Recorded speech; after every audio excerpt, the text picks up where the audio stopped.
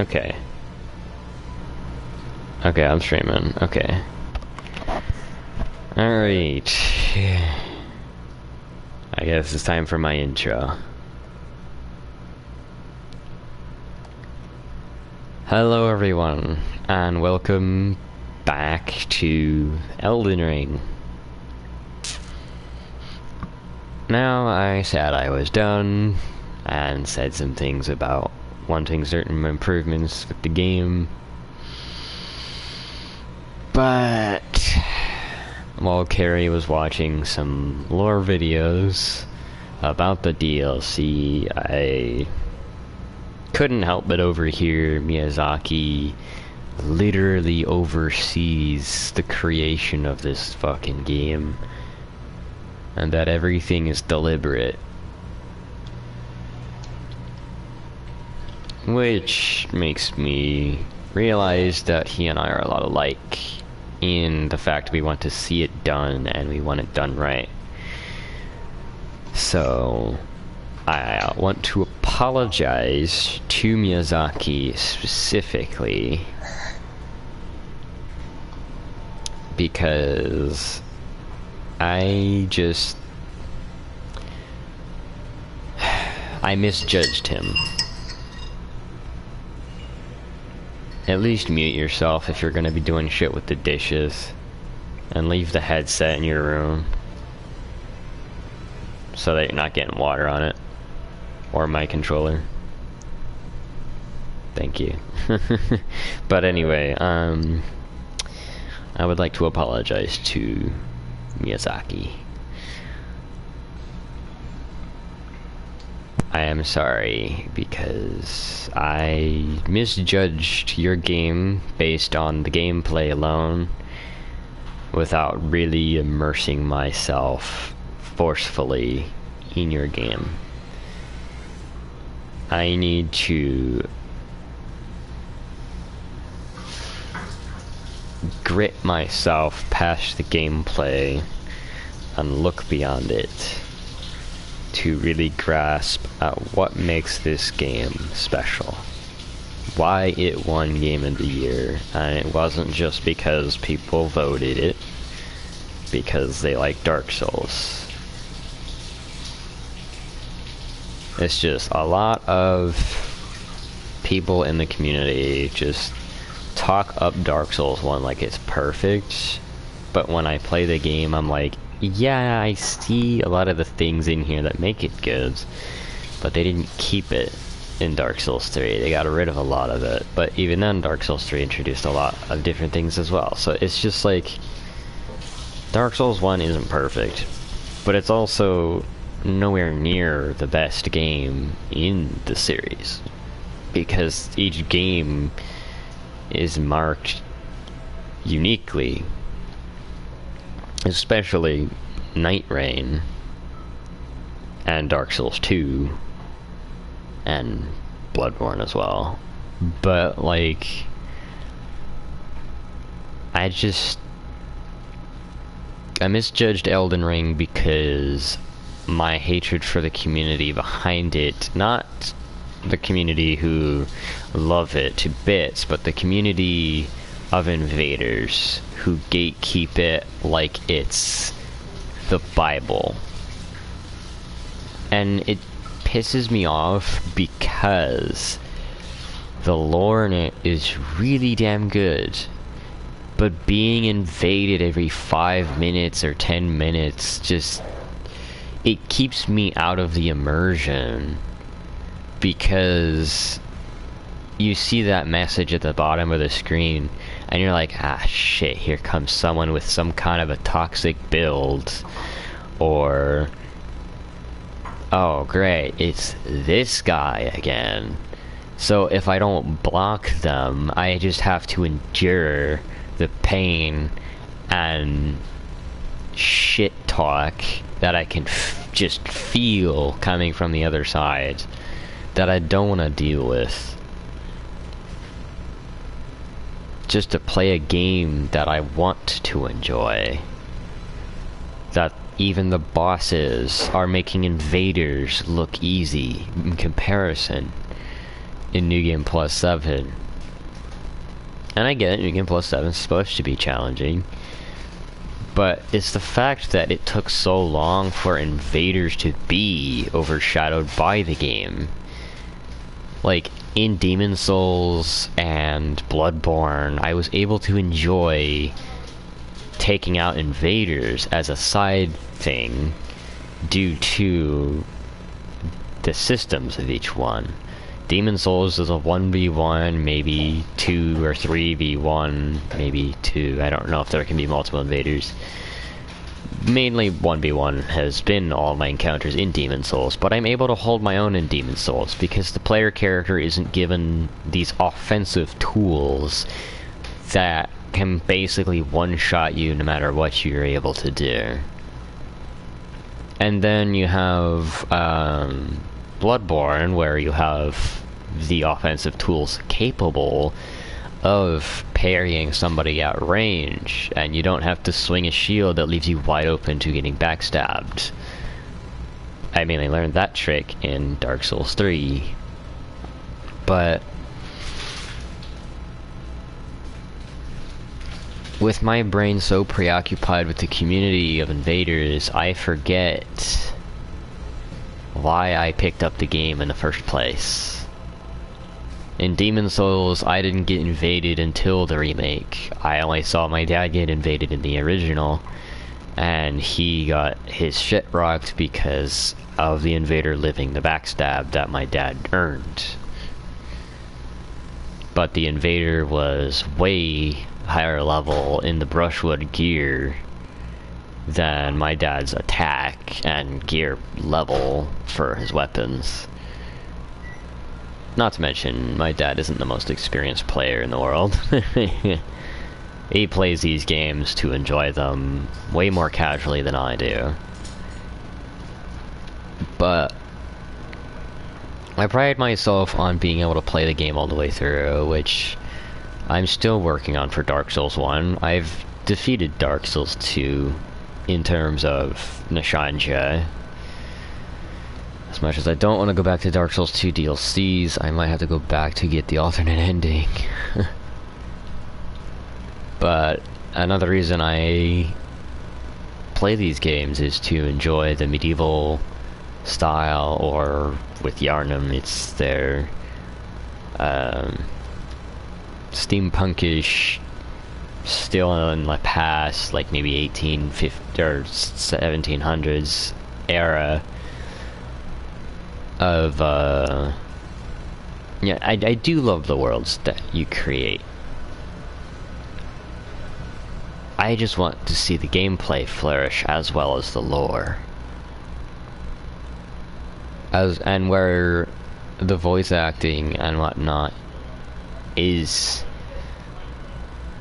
it may sound uninspired at first, but hearing that you do everything deliberately is going to have to force me to look at it differently.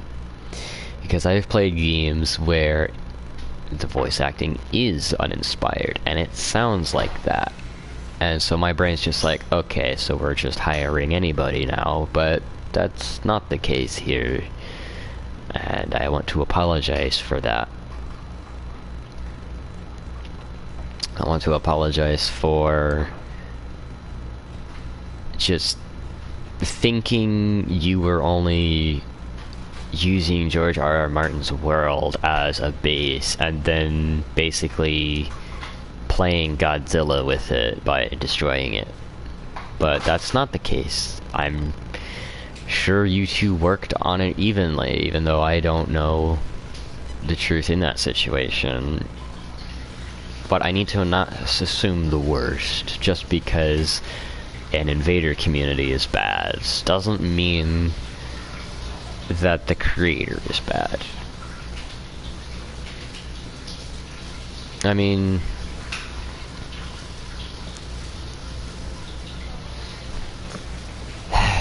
it's hard growing up in a community that is always on your ass about everything you do, and so everything has to be perfect. or you're nothing, basically. And as someone who's never perfect, I don't like people that shit on other people for not being enough. Like those invaders. I've adopted their language to fight them.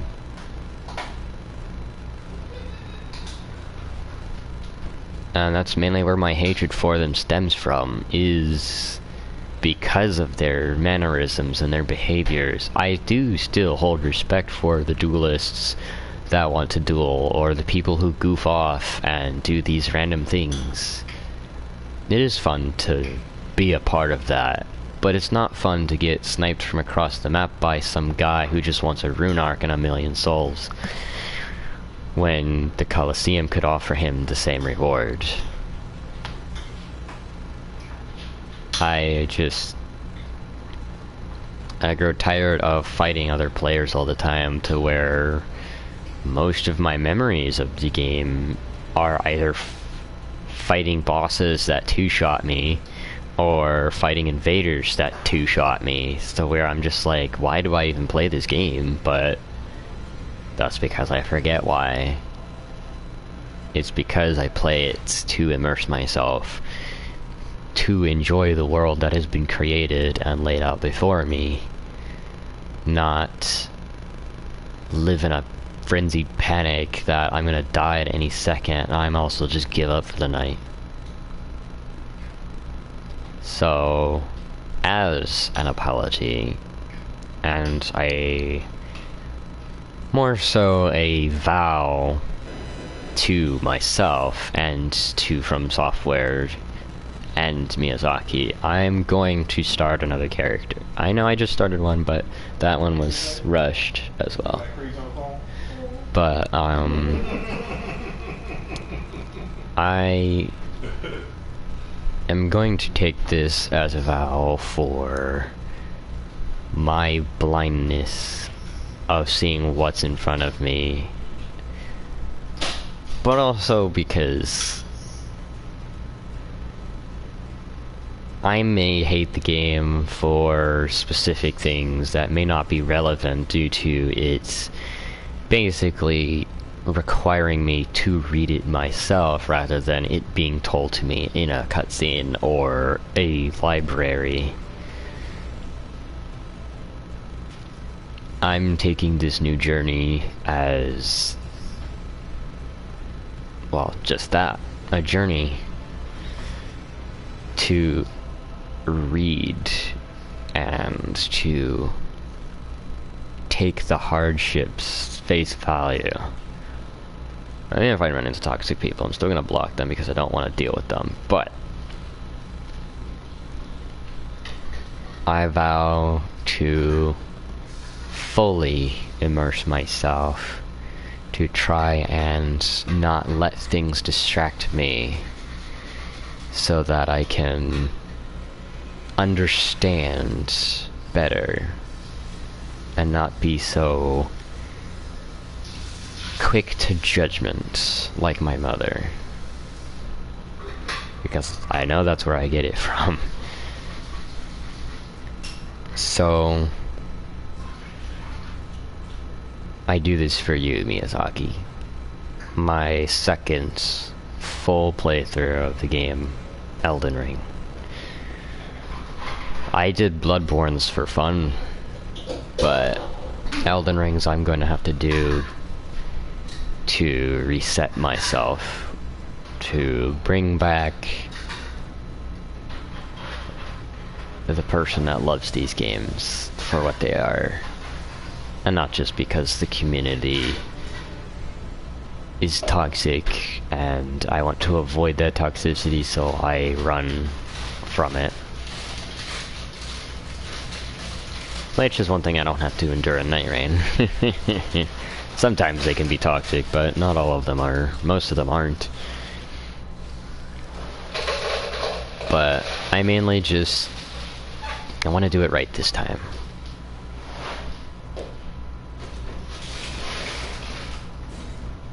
So what better time to do it than now?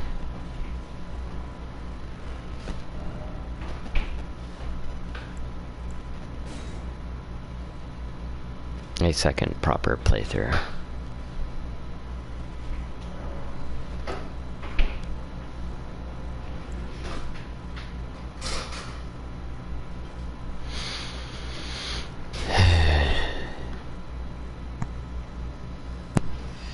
Okay. Hello. Hi. Welcome to the second playthrough. That's going to be more involved than my first. And way more involved than the rest of them that I did. Due to the fact that I just ran through them. But did you hear my vow? Somewhat. So basically, this is a vow for doing it right. I apologize. Not just rushing through everything. Correct. Like, I'm not gonna let things distract me from the mission, which is to explore the world fully, not miss a breadcrumb. Okay, I'm not gonna be that thorough. I'm not gonna look for the breadcrumbs in the blades of grass. I thought you were gonna say in the blades of my ass. I don't even know if your ass has blades in it. I hope not. That'd be terrifying. Next Souls bot. Well, actually, I think they've done it. The Dark Souls 1 toilets. Teeth. Oh yeah, the Chaos Eaters. Almost call it the Coas Eaters. They're the originators of the Skibidi toilets. I certainly hope not. So that's how it's just ahead. But yeah, don't forget to start with a stone sword key. I feel like my main gripe with the game itself is the player character. How it feels like it's not done quite right to really have me express the character I want to create. Mainly due to lack of freedom, but also a lack of guidance. There may not be a lack of freedom. I feel like it's just a lack of guidance. A lack of presets to set the bar. Besides just the base presets that are just there to give you a template.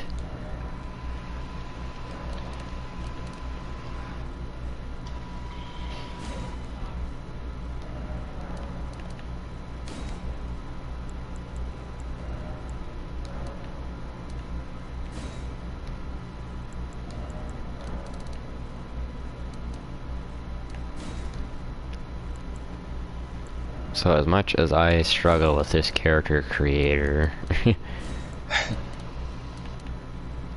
One thing I will say, I have actually made some good looking characters in it. It's not the worst character creator I've ever worked with. One thing I do want to say is hopefully they don't make everything connected to where if you give your characters big legs, it doesn't widen their chest out as well. I feel like that's mainly somebody else's job to oversee, maybe. Although I feel like Miyazaki did oversee Dark Souls 3, definitely. That's why it looks like guts.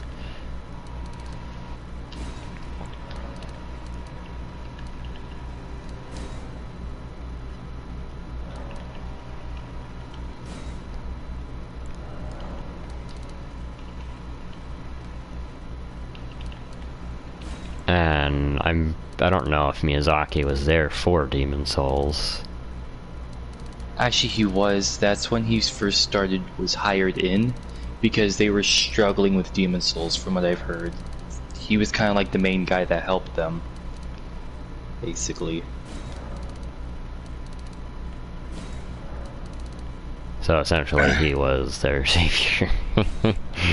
Yeah, because according to, from what I've heard, I'm assuming this is like from an interview that people have like said on videos.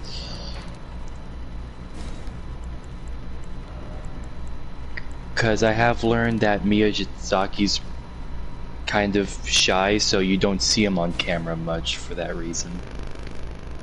Hmm. Sort of sounds like me. Yeah. I need to stop thinking of everyone else as selfish or... Well, I mean, to be fair, it's kind of hard to whenever damn near everyone I grew up with was like that, you know? Like, Yeah. brother being one of them.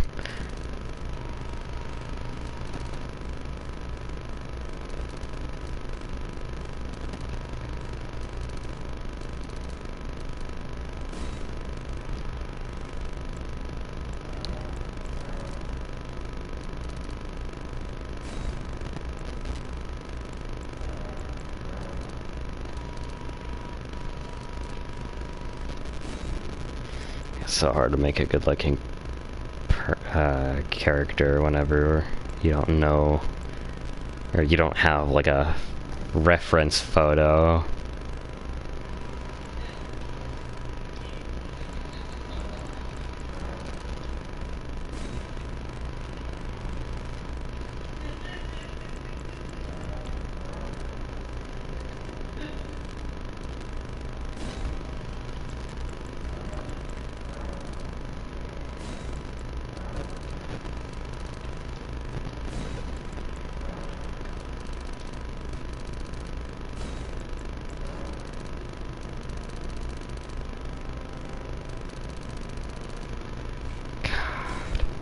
I'll just load the preset, damn it. I don't want to stay in here too long, you know?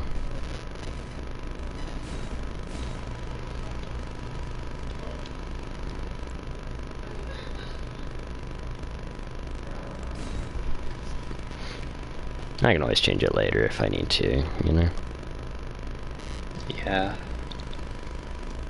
Sure, the only reason the other stream even ended was due to Mom forcing me to get off. Because we share a PlayStation, because we're that fucking poor.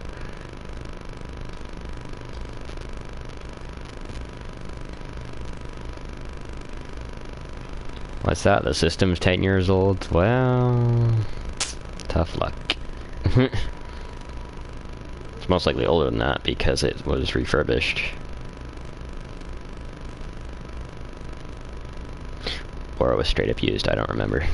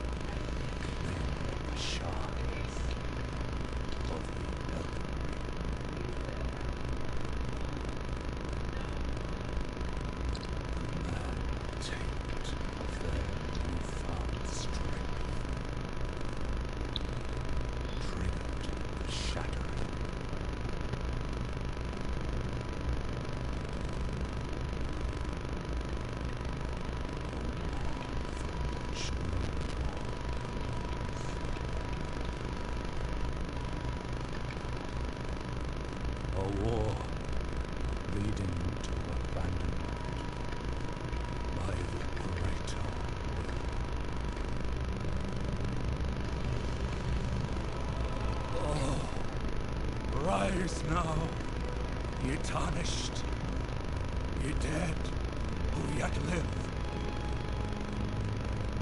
The call of long-lost grace speaks to us all.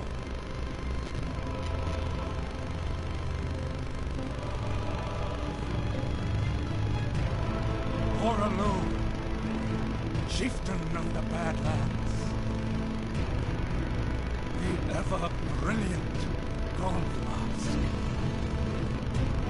Fear, the deathbed companion,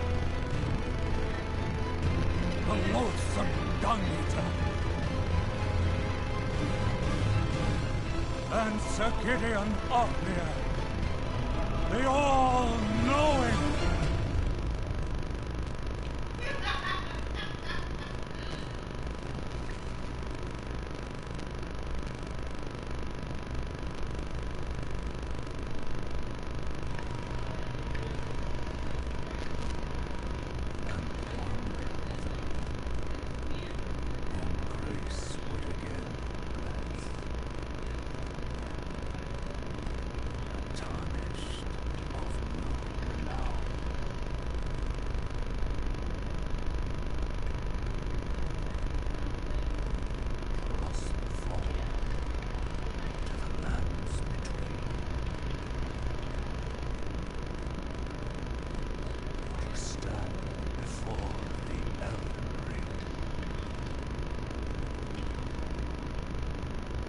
And become the Elden Lord.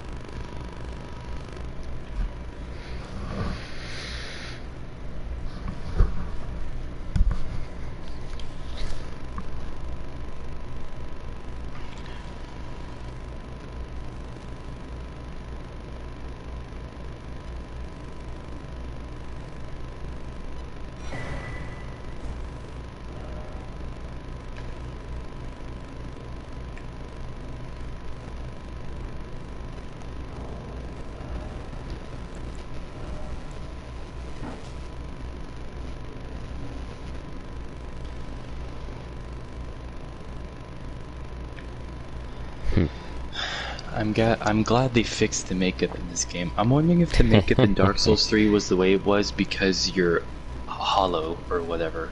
No, because if you remember, in Dark Souls 3 you also couldn't make a blonde woman, so I think it was just something wrong with the colors in general. Because it was either too green or too white, I think. I don't remember exactly. But here we have our first description with the tarnished wizened finger, or wizened's finger. A finger of corpse wax, so emaciated the bone is visible. It is a relic of those who came before, left to help those who would come after. So my guess is this is either her finger, or maybe just a relic in general. Then we have the memory of grace. The memory of the first grace, which once guided bygone tarnished to the lands between. Lose all runes and return to the last site of grace visited. It is merely a cycle. Stand before the Elden Ring. Become the Elden Lord.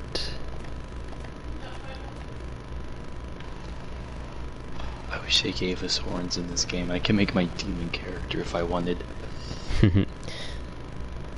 Yeah, a better character creator would do this game justice, that's for sure. 'Cause even Demon Souls Remake, you can at least change your eyes. I mean, even in this one, you can cloud them up, I guess. You didn't used to be able to do that, it's just color. So we also have the Stone Sword Key. A sword-shaped stone key breaks the seal on imp statues, but remains embedded in the statue after use, meaning it can only be used once as an item. Think well before using one. And I have two? Wait, what? I have two Stone Sword keys? I thought you just started with one. I guess not. And then the long swords. Straight sword with a double-edged blade. In addition to its reliable standard damage, this weapon is... I need to read this properly. Jesus. This weapon is... Like, I'm adding words for fuck's sake. In addition to its reliable standard damage, this weapon also boasts powerful piercing attacks, a superbly balanced armament. This skill, so for square off, this skill starts with the sword held level, follow up with a normal attack to slash upwards through an enemy's guard, or a strong attack to perform a running thrust. So just like Dark Souls 3, the R1 is for breaking the enemy's stamina for their guarding, and the heavy variant is just straight up for damage, which when used after an enemy strikes is gonna do some damage because of thrusting counterattacks being the strongest. And the halberd, a long-handled polearm that combines the functions of both axe and spear. It can be used to press a single enemy with continuous thrusting attacks, or swept at groups, taking advantage of its great reach and cleaving blade. A versatile weapon for any situation. Its skill is charge forth. Quickly charge forward with the armament at the hip, carrying the momentum into a thrust. Hold to cover a greater distance. Like, I will say these descriptions are definitely a step up from Dark Souls 3 by a landslide. It's just some of them... We'll get to those ones. Some of them feel like they don't quite hit the spot, but we'll get to those ones. And then the heater shield, a medium-sized metal shield, comparatively easy to handle. Metal shields reliably negate physical damage when guarding, a trait which made them highly trusted on the battlefield. This skill is parry. Use this skill in time with a foe's melee attack to deflect it and break that foe's stance. This provides an opening to perform a critical hit. A Vagabond Knight Helm. The helm of a knight banished from their motherland, dirty and battered after enduring a lengthy vagabond journey. The visor is broken and can no longer be lowered.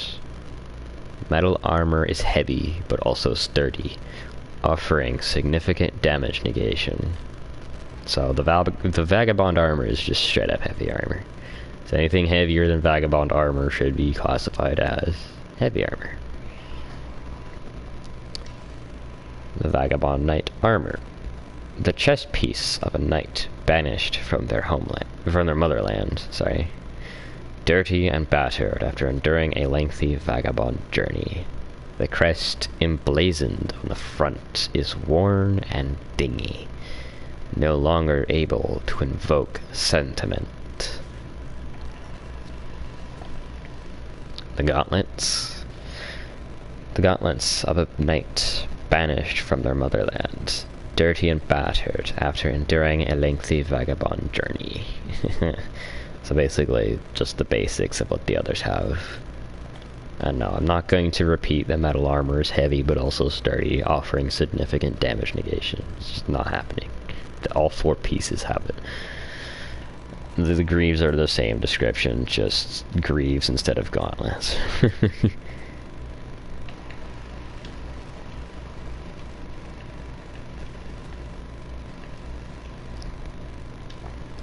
So yeah, that's everything we have obtained so far. I will try to read more descriptions as we obtain items. Meaning, I'm probably going to try to go for this ornamental straight sword and the shield it comes with, as I may not be going into New Game Plus to restrain myself from entering a difficulty that is not meant for base players' experiences.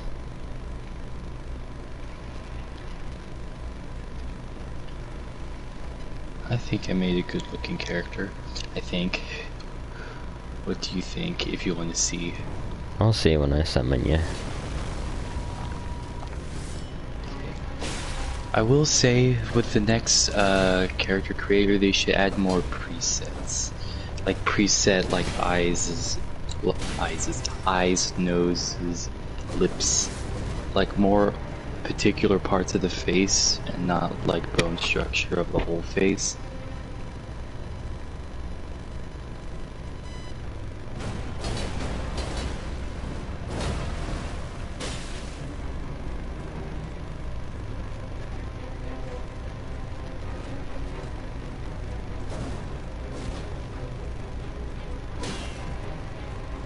I think my problem with this guy is I keep trying to force an opening to happen rather than looking for them.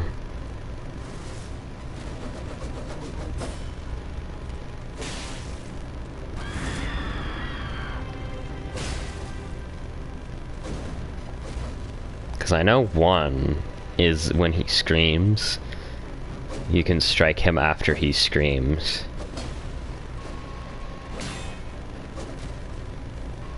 As if you just flail wildly. Fuck. And then there's that bullshit. I'm just gonna thrust until your shield's gone and then slice the rest of your health away without you being able to dodge.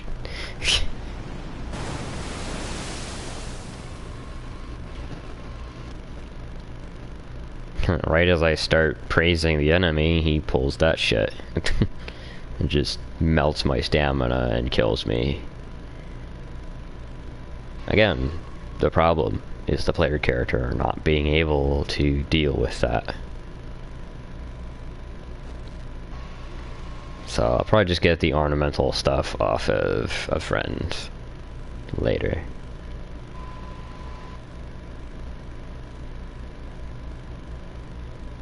As that boss is impossible for me to defeat on my own without New Game Plus.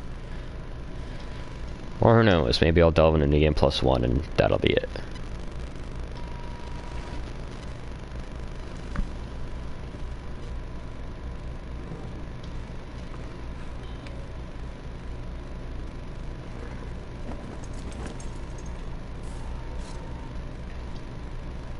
Don't worry, Torin. Fortune is on her side. We found her here after all.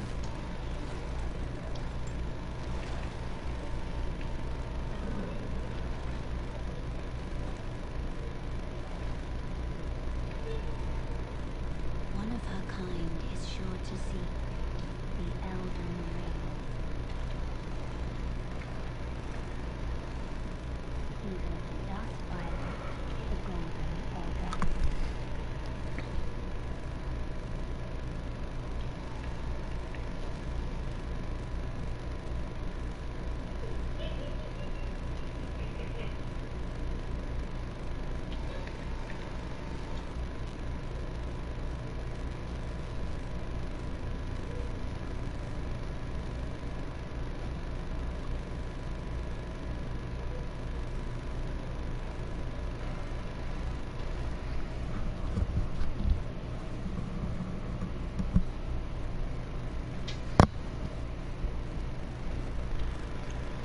Alright, I made it past Dickhead McSword Strike. And by made it, I mean got my ass kicked and thrown down a well.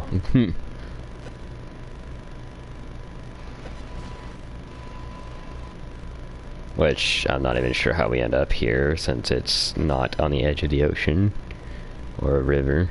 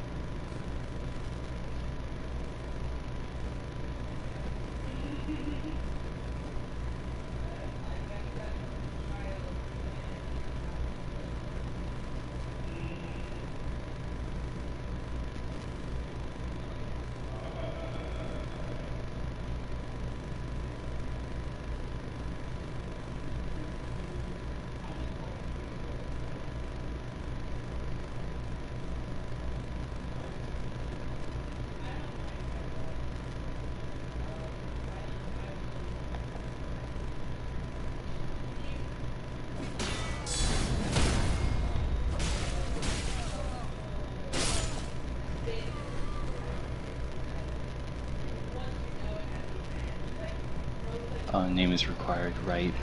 Yeah, don't forget to give your character a name.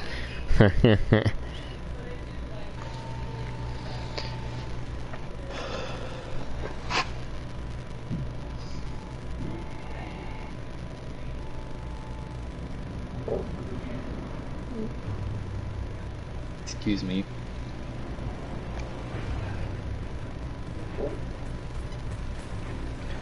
Don't mind that.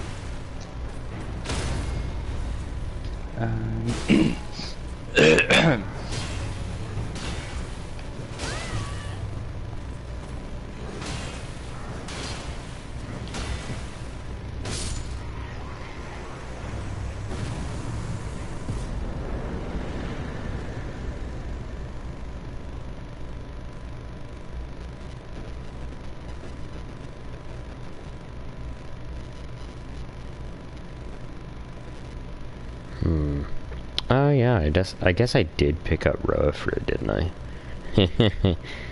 Probably should look at that. Oh, and oh, sorry, I didn't get the tears until after. Right. So, the Flask of Crimson Tears. A sacred flask modeled after a golden holy chalice that was once graced by a tear of blessing. Filled with crimson tears, this flask restores HP with use. Rest at a site of grace to replenish the uses. The one washed up on the grave site was sure to die until this flask offered its gift of rejuvenation to seek the Elden Ring. And then the Cerulean Tears is the same, just it says FP instead of HP. And then the Roa fruit.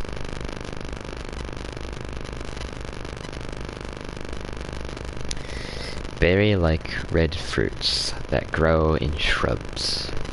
A material used for crafting items. Easily found everywhere in the lands between. It has a wide variety of uses. Which, you know, somehow the Nightfarers are just able to eat it straight up to regain health. But for this game it's only for Torrent. But I guess I didn't think of that until after. Anything else? I don't think so. Oh, I guess a bunch of tutorials. Because I have them on just auto skip, so that's why I didn't show anything. But I will read these too, might as well. About the Cave of Knowledge.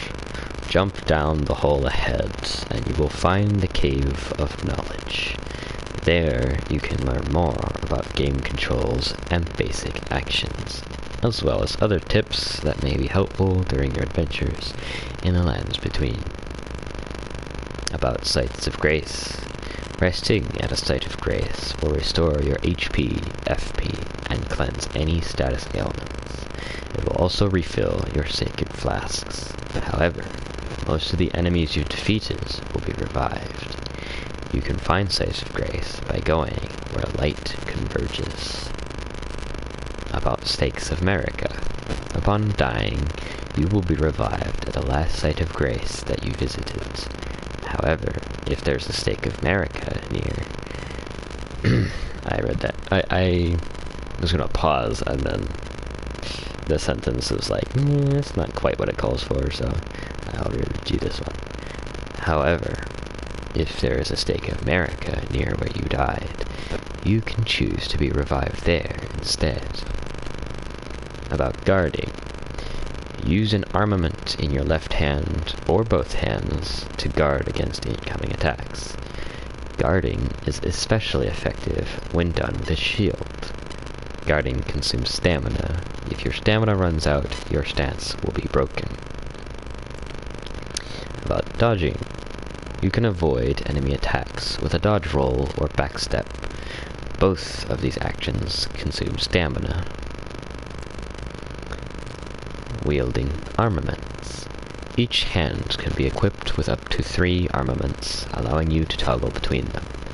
Armaments can also be two-handed, making attacks more difficult to repel with shields, and boosting effective strength by 50%. Stance breaking.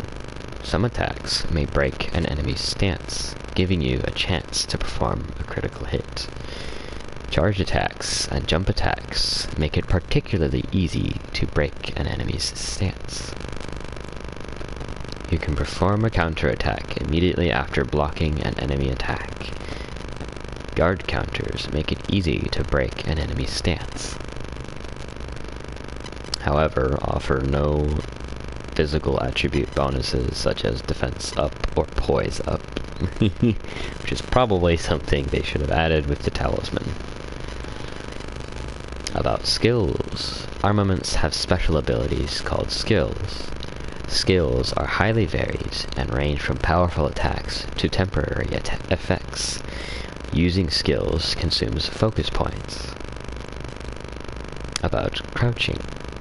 Crouch to make it harder for enemies to discover you. Especially effective in tall grass. Attacking an enemy that hasn't noticed you will cause more damage than usual. About materials. In every corner of the lands between, you will find fruits and flowers, mushrooms and butterflies, and various other useful materials. These materials can be used for item crafting. About new inventory features. New features can be enabled in the display tab within the system menu. Items obtained for the first time can be marked with an exclamation point. A dedicated tab has been created to view the items obtained most recently. However, it is not enabled by default. Alright, Carrie, where are you at? I'm in the tutorial area. The Cave of Knowledge or the Chapel of Anticipation? The chapel. Okay. Which I can just like jump off. Because... Well, you have to actually trigger the boss for it to do that. I know, because trying to fight this guy at soul level 1... I'd rather be overpowered.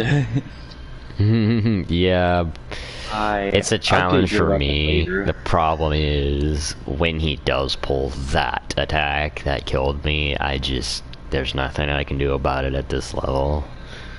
There's no heal that's effective enough, there's no shield that can block all of it, it's just death. Yeah. Like the grafted Saiyan.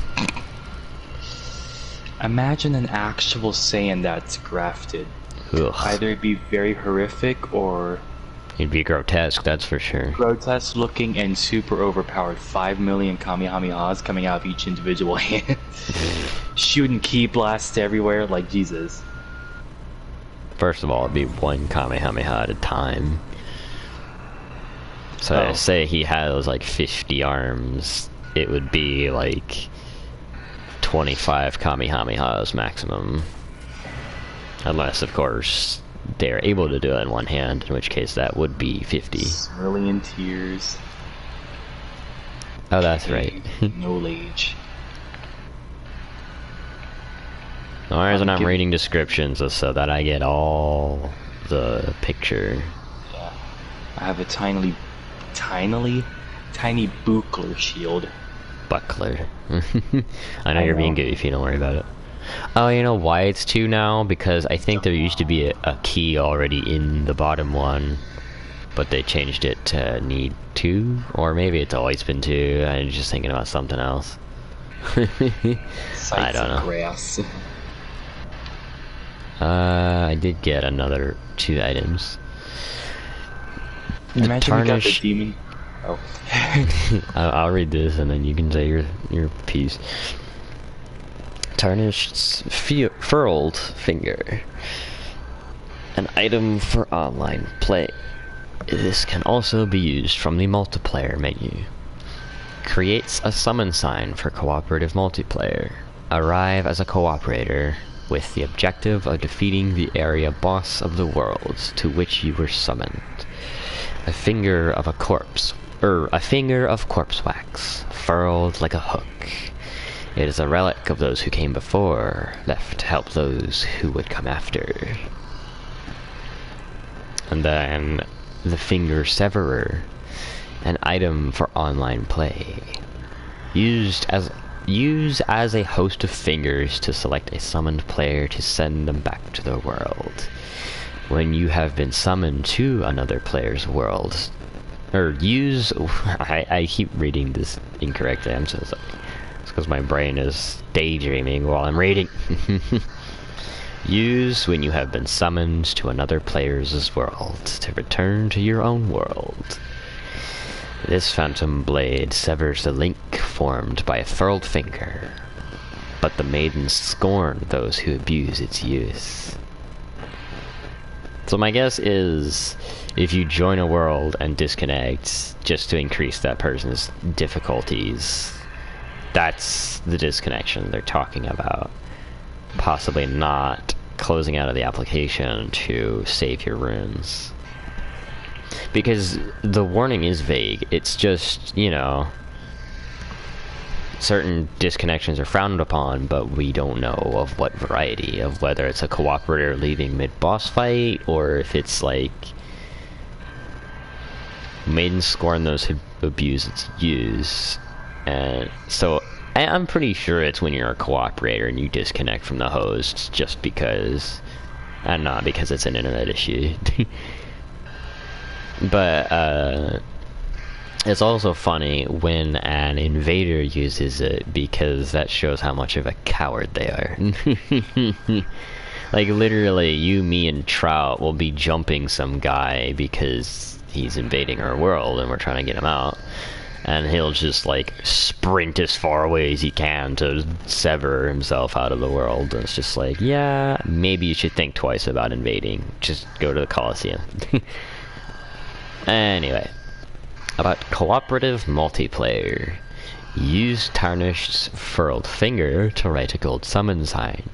Cooperative multiplayer will begin once you've been summoned in by a player from another world. You will take the role of an ally, and your objective is to defeat the area boss. The compass at the top of the screen indicates the direction of the summoner, the host of fingers.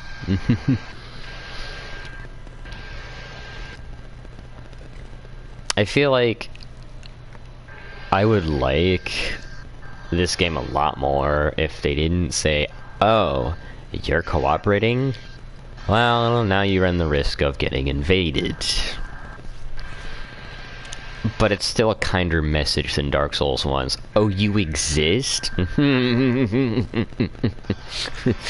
god, that's how it feels. Oh, you your exist, your health is at half and you're cursed? Oh, well.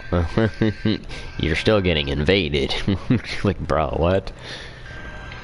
At least Dark Souls 2 has human effigies. Dark Souls 1 is just throwing you to the wolves, basically. And Dark Souls 1 gives off a lot of Mr. Anderson vibes. I'm like, great. We have this again. Mr. Anderson. I don't mind an invader killing me. It's more so losing my runes somewhere and either forgetting I've lost them, or they were in the boss room and I died to the invader, so now they're perma-gone forever. Thanks to the invader. I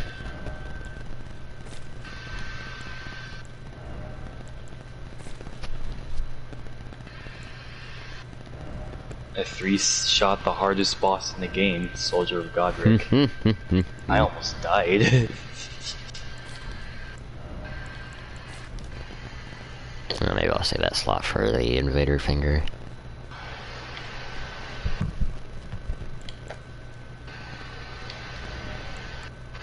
But like, the finger severer was made so that you can leave the host's world when you need to. And I bet you they say maiden, or I think it was maidens scorn those who abuse its power, as in don't abandon the host in his time of need or you're a dick. Basically. Which that I get. And see, I thought the warning at the beginning of the game when you boot it up was just, oh, well, you don't want to lose your runes and you force quit out of the application, we're gonna frown upon you. So for the samurai, which stat do I level up first? Probably dexterity or arcane, but honestly I would keep it even between vigor, endurance, dexterity, and arcane. Because you can level 4 things in this game without it paying a heavy toll on, like, 4 levels at a time maximum. Later you can probably get some FP in there once you hit 80 on the stats. 80 is the soft cap if I'm not mistaken. But that's gonna be like for when you're around level 400. Okay, do I go through the area that I used the stone sword key on? Yes, but let's get some earthly flowers from the Church of Ella first. Because I forgot we need those to see each other's signs.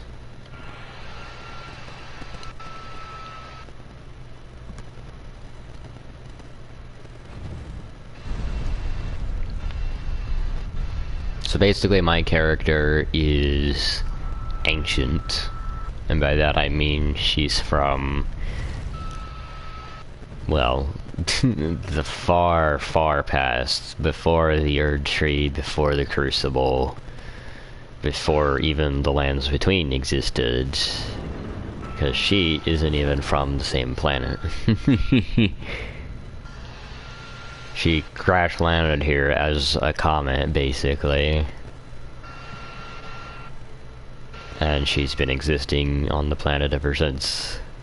So she's seen the dawn and fall of many empires and kingdoms and reigns of creatures.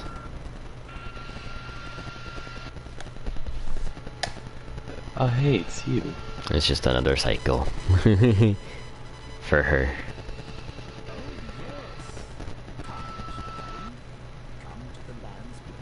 And everyone calls her Tarnished because she doesn't stay dead. That's like the only ones that they know that don't stay dead, I don't think. I know for the main character Tarnished, it's Miyazaki's interpretation because he made the main character, but when I make a custom character I like to go all out with the lore. Yeah, for me, I don't hate the main character, I'm just saying I like my own originality to fall in line with I like my custom making character. mine fit with. Because when I make a character in a game, I'm basically being like, this is basically a fan-made character that's not canon.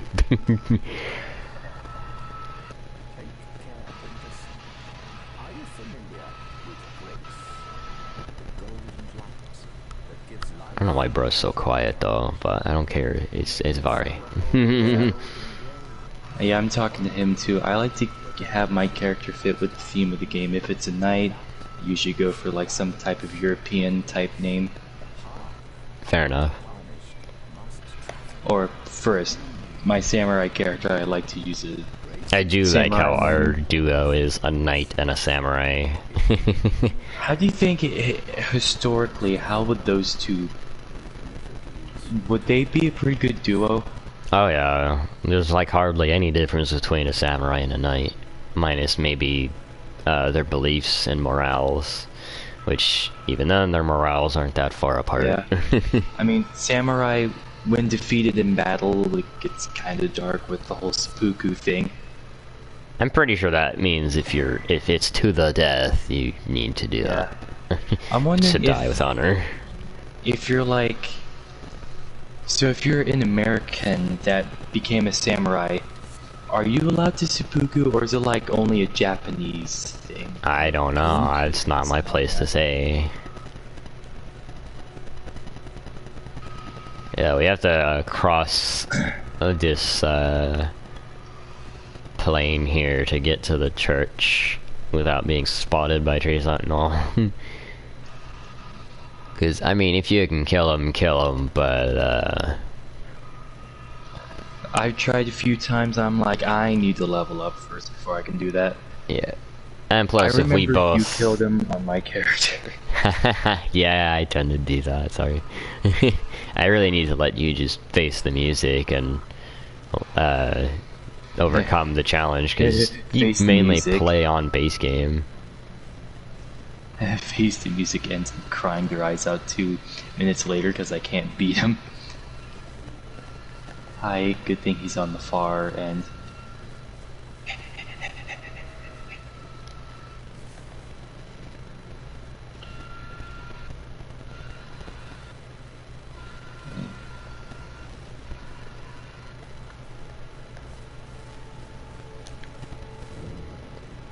Okay, I made it. He did spot me, but he didn't pursue. He just sort of wandered over. So I was able to slip away. Oh yeah, smithing hammer. Like I didn't realize until I saw someone's video. You go up here, grab this smithing stone, and then use the anvil to upgrade your weapon. Yeah, this is the anvil you used before the round table holds introduced, which I kind of feel like the round table holds introduced a little too early. I feel like it should be introduced after you beat Godric, not Morgot, or Margit. I almost said Morgot. It's even like right before, at least for me, it's like right before Margit. Yeah, because you have to like trigger his cutscene.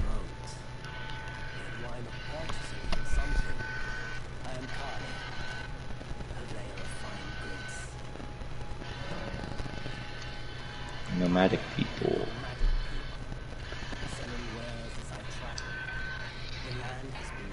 It'd be cool if we saw Kali like travel around the world.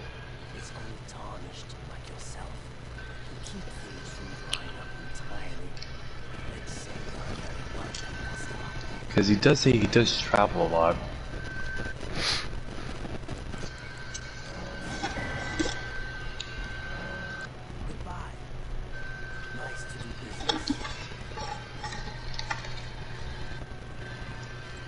Recommendation.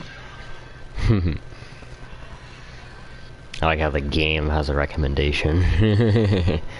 Basically telling you, get the crafting kit, you will not regret it, trust. Oh yeah, that's how I do the crafting stuff. Yeah. I also like how From Software basically tells you you're not supposed to fight the Tree Sentinel in their own way.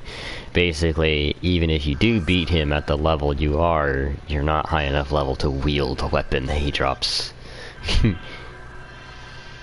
Because you need to level up some to use it. And I know this sounds bad, but it's like because Dialos's armor looks so cool, I just don't like that I have to do Volcano Manor's quest to get it. Yeah. A lot of quest lines you honestly don't have to do. Mainly due to morality. Because it's not about, ooh, I want this. It's more so about, should I do this to get this? Is it even worth it? Yeah, my brain does like make a that's what proper first playthrough. Yeah, that's what these games do. They're like, should you do this?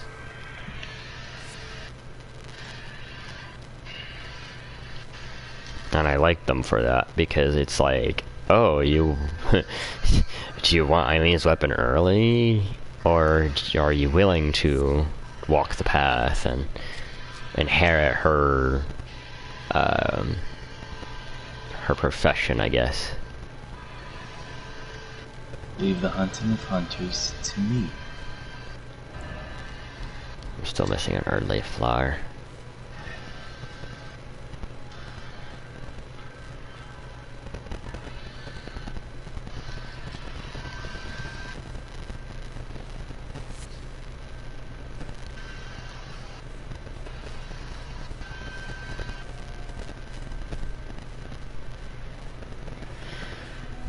Alright, well, I guess I can just teleport back to the stranded graveyard. I don't have to walk back. Just to save some time, because I know my character is slow due to the fact she just woke up from being dead for a while. Because she's one of my undying characters. If you remember who they are. Not really. The Eternal, the Undying, from the MMO that you read. Oh yeah, so don't forget to set your password and stuff so you can see. Yeah.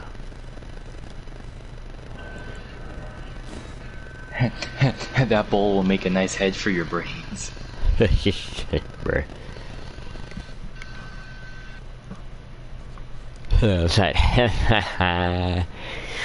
That brain's gonna make a nice bowl for your head. Sorry.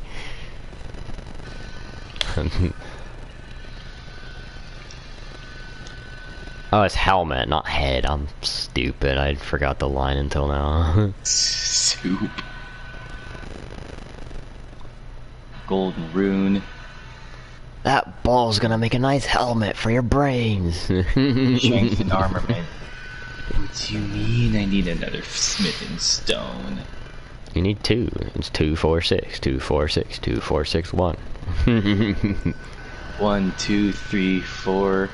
Someone's Knocking pooping at my on door. my door. Damn it.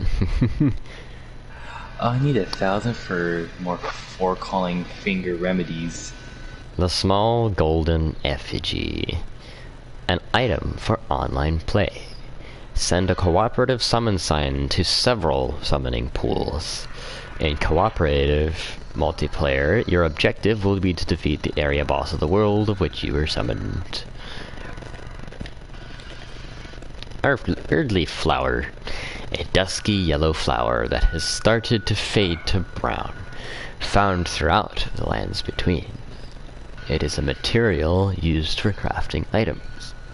Said to be fed by leaves that fell from the Erd tree in days of antiquity.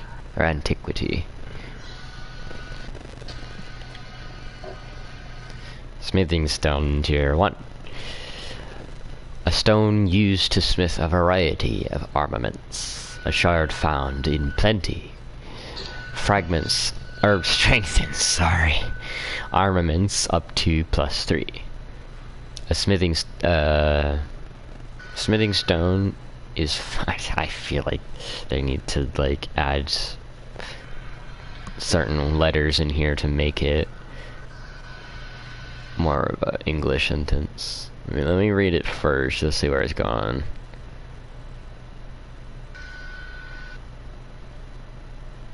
Okay. I feel like it should just be: smithing stones are found throughout the lands between, and mining galleries built to excavate it can be found everywhere.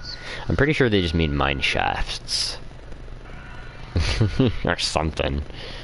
But mines or whatever, doesn't matter. The point is the same. The crafting kit. A leather bag containing a pestle and mortar, small blade, and various other tools. So basically, a leather bag containing a pestle, a mortar, a small blade, and various other tools. Enables crafting from the main menu. Or it enables item crafting from the main menu. It provides both a means to fight and a means to survive. Basically, I'm just filling in the gaps by adding the letters myself. About guidance of grace.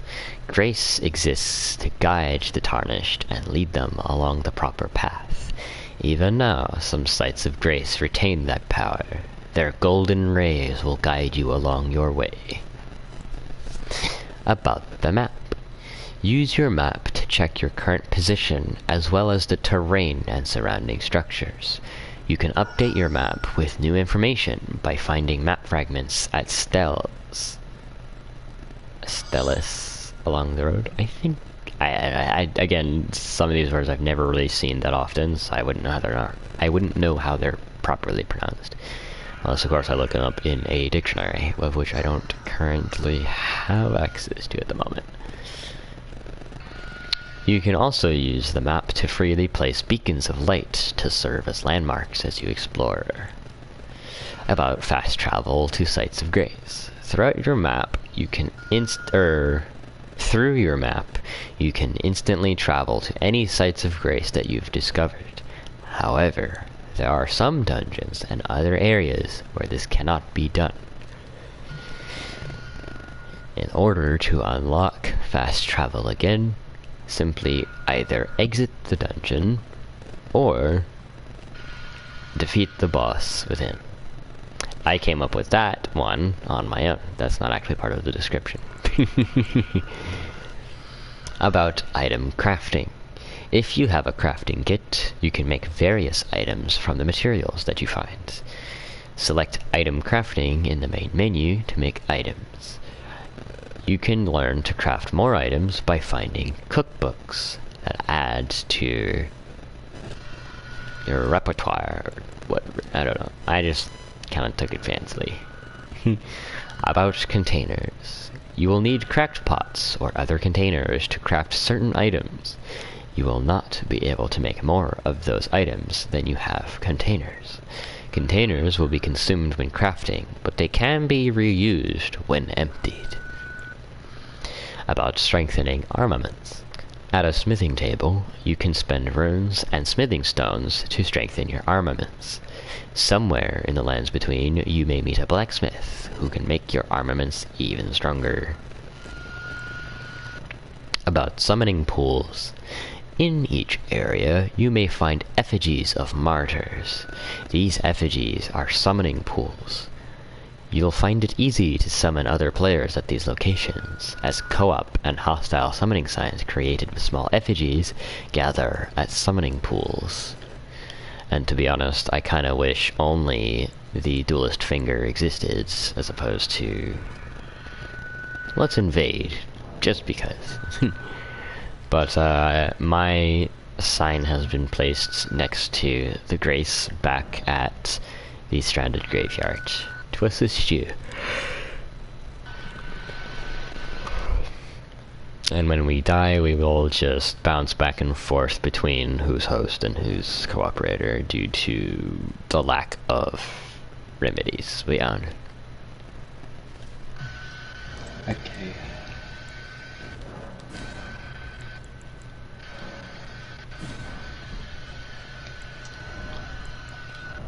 Also, I like how I thought I wasn't that close until I heard Tree Sentinel's theme and saw his boss bar. I'm like, okay, I'm gonna run up here. And then I see him come around the corner chasing me. And like that ruined part, that little ramp part. Yeah. If you know what I mean. I just see him running up it, scaling up it. I'm like, nope, I'm gone. I genuinely got scared. I got a couple more, yeah, it's actually scary when you immerse yourself. It's boring when you're just sprinting through for the sake of speedrunning. Got me a few, got 4 remedies. But I've got 2 more descriptions here. So the Roa raisin. Preparation of dried Roa fruit is a craftable item. Feed to Torrent the spectral steed while riding to restore his HP. Humans are unable to digest Roa fruit, but Torrent seems to have a taste for it. Even though the Nightfare can, but we're not going to talk about that right now. Furl Calling Finger Remedy. An item for online play.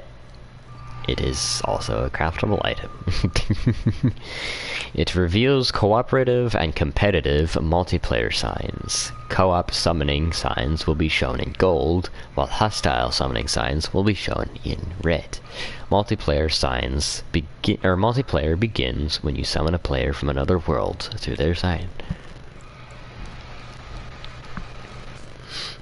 Yeah, I do feel like it would be friendlier to have the red sign be the only way to really invade, because that would be the only way to give permission to the host. I mean, I know it's not called invasions done, but let's be honest, I'm pretty sure most of us can manage without invaders. Most of us just want to enjoy the game, and if we're getting invaded left and right, we're just going to play offline. Save for when we're on with friends, and we can't do that.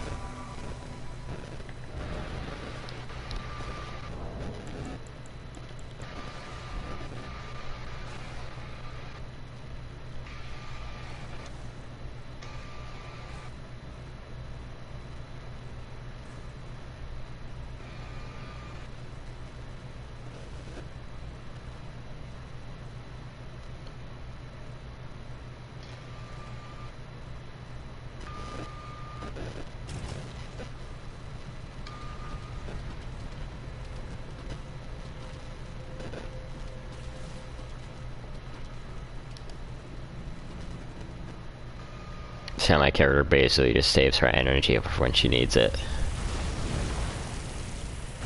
Due to her recent awakening from the dead. Yeah.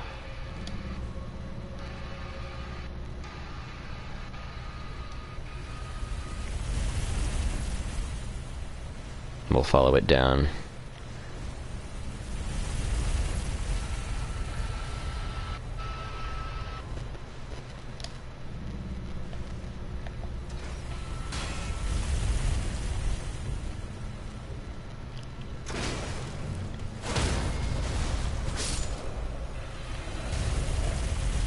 Damn. Get ready. Go. You go on the left, or you go on the right here, I'll go on the left.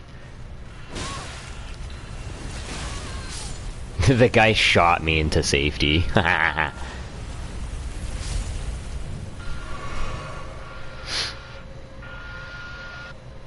If it wasn't a headshot, I might have died there. Okay, I'm gonna run over to you. I didn't think I was that close. There. I forgot there's a spike that pokes out the end of the wheels. Yeah. It grazed my nipple and my character went, It grazed your face. Well, I guess if it grazed your nipple, it scratched through your torso, so... I thought that silk underneath would protect it. Not against a spike that's spinning and going at high velocity. Small side rant. I like how we have proper boots with the samurai armor. How Why many? is the European armor like nothing on the back, just straps? How many fur calling finger remedies do you have? I had 4 and now I have 3. Okay, that's still more than me, so I'm gonna put my sign down again. Okay. I like how I'm skipping past the tutorials because my brain's like, I've heard these all in the other games. You can disable them in the menu. Unless you mean the messages. And by the messages, I mean the ones on the floor. Oh, I forgot there's notes in this game. But yeah, for those that don't know, the Undying in my lore, from my universe, they were a creation of the gods that sought to eventually surpass the Omnipotent, but the gods realized that they couldn't do it themselves, so they created the Undying to do it for them. Since the Undying grew stronger every death, and also couldn't stay dead no matter what. That includes being erased. They come back from that too.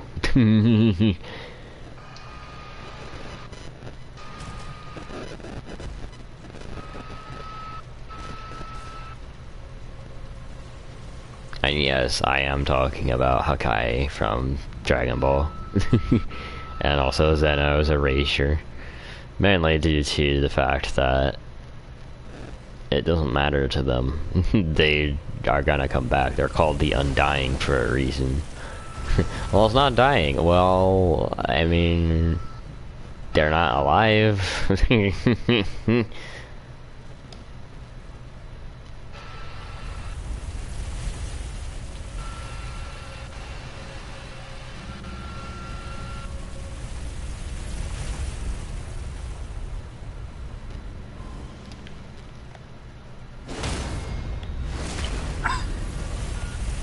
Stance broke him and then I fucking stabbed him.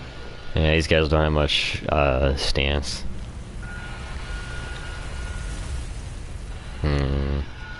Okay, no, we're still in the middle. Oh yeah, it's basically equal distance, so it doesn't matter if we go when it goes up. And the main reason I say that is because we're going down, so we don't want to run into it, you know? Alright, you go in that right crevice, I'm gonna go in this left one.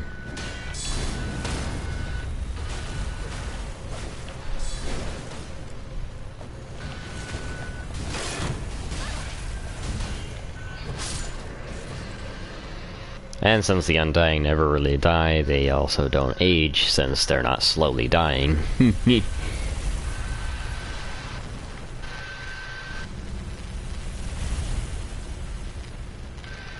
Why are you coming over here?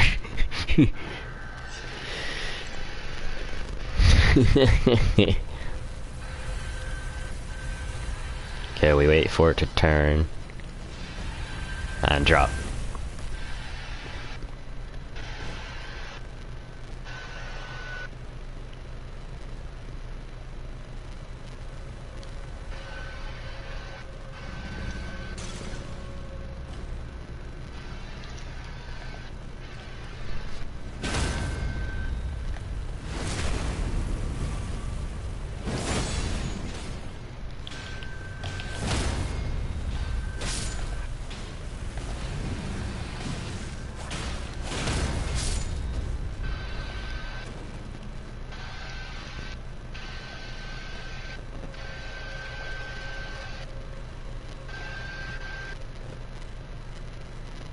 Oh shit, back up. Alright, I'm going to go through and disable it. You stay here with your wooden shield. Okay.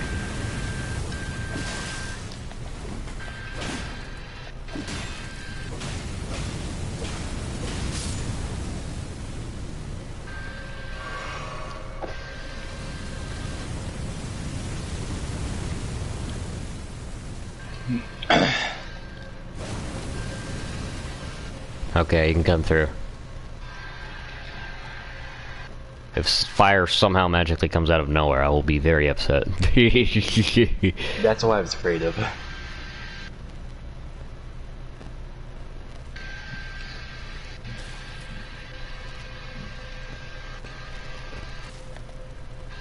Careful.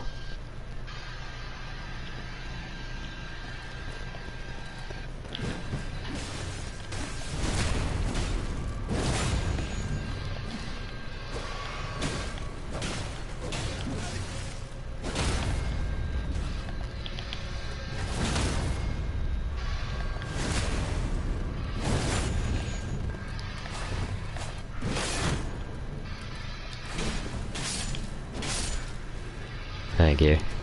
You're welcome. Ooh, lightning grease. That might come in handy. I'm not sure against what though. 'Cause I don't know these things as weaknesses.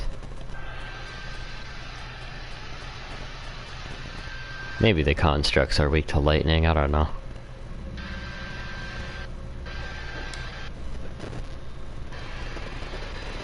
Probably should have relocated my magic flask over so that I get another healing on.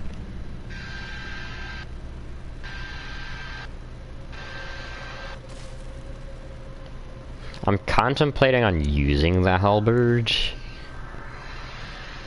I just don't know if it's a good idea.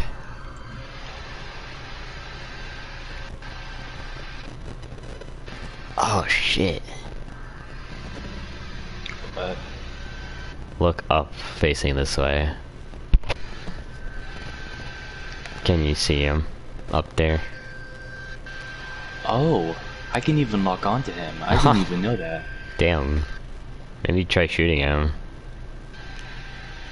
Might be a bad idea, considering the other one's behind us. I just want to know if he takes fall damage. Nope, he does not. Okay.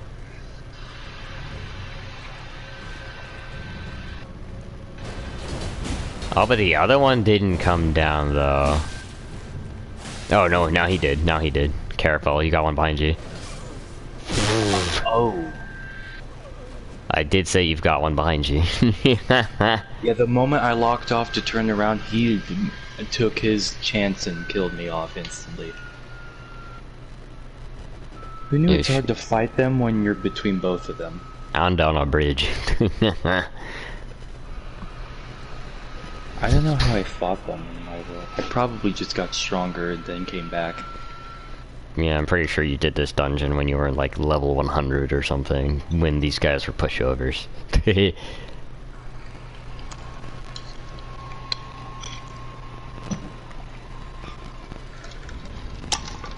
Alright, well since you have one more to spend, without the two of us being even, I'll be cooperator one more time. I'm just glad when you die as a cooperator, you don't lose your dropped runes in your world. I guess I should put them here, huh? Okay, signs down. Okay. Also, do you like my character's name? Ah, I didn't see it, sorry. Unable to summon. Probably just need to click it again. It did that to me earlier.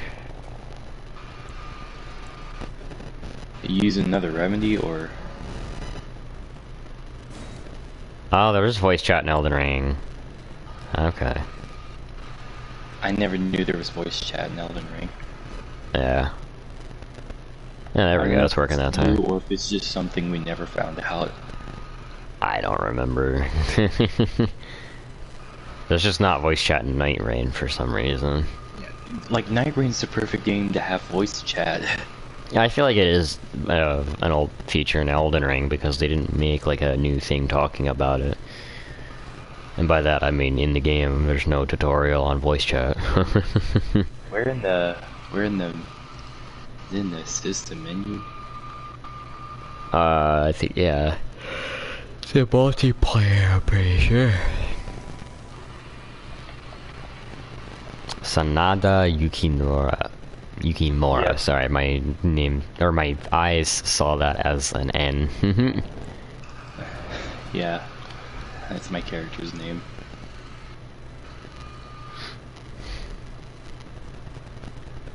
Is that the, Neo 3 boss or character or something?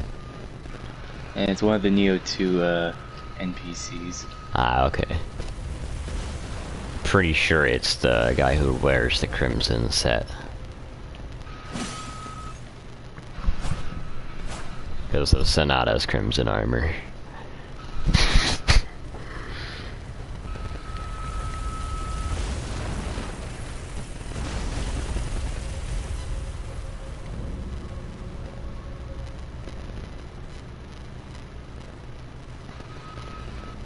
I was like, yeah, you're probably not making that.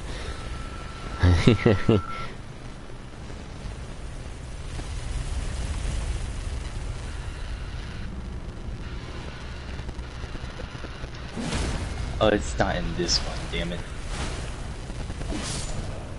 Yeah, that's the next one. Which, let's wait.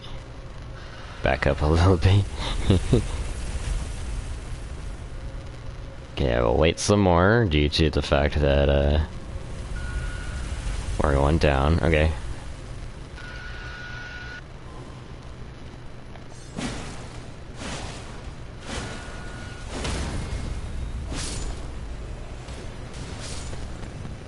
Nice. Okay, now we wait. I like how we're not getting invaded now, not that I'm complaining.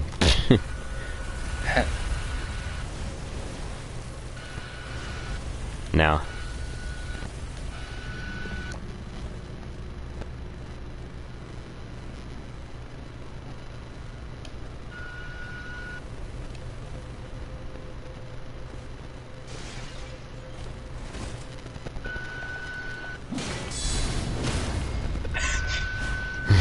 Damn. I like how we both did the same thing.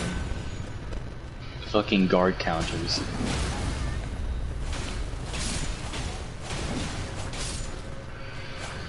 Yeah, notice they're pretty resistant to slash. Yeah. Okay, that thing should be down. Nope, it's not. Oh shit, my ass. Don't. I'm not going to.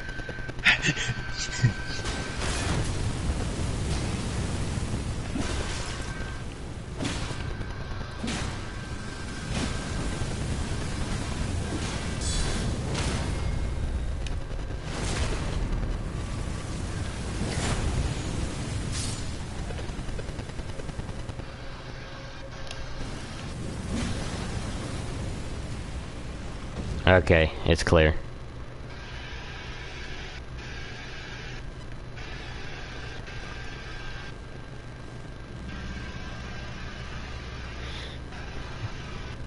I'll follow you, since you're party lead. Or host, I mean. There's my runes. I wonder if you can shoot this one. Yeah, you can lock onto him from over here.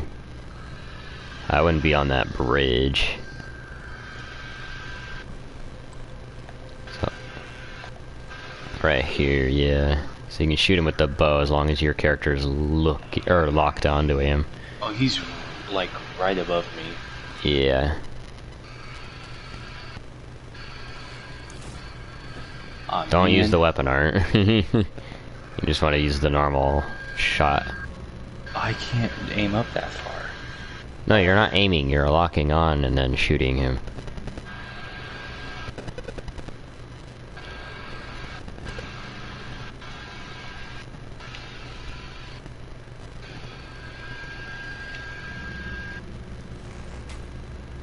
There you go. Oh, he didn't react. Oh no, he did, he did.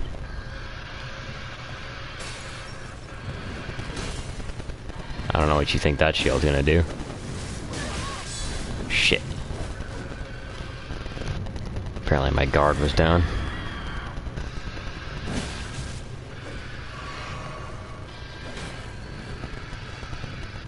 They do kind of wish lock-on would persist through walls. You gonna hit him? Because my guard goes down, I'm dead. Thank you. Damn. It's the double hitbox that got me.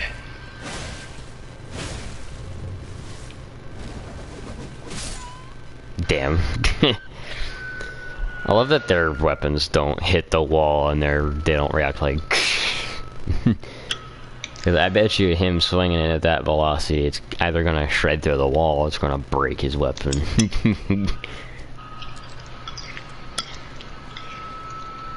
Which, if it's more realistic of a tempered sword, it's going to break. Or, you know, if it's metal is realistic and not fantasy boosted. Alright, do you want to give it one more shot? In your worlds? Before we gather more remedies? Yeah, because I have one left. Okay, and then I'll summon you.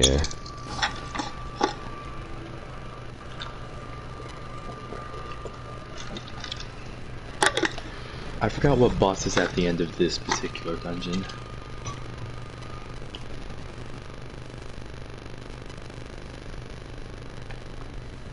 It's a tree spirit, which if we can take down both those grafted, means we can take down the spirit. So if we can handle unable to be summoned, failed to join session. Interesting. What the sex? Maybe try it again.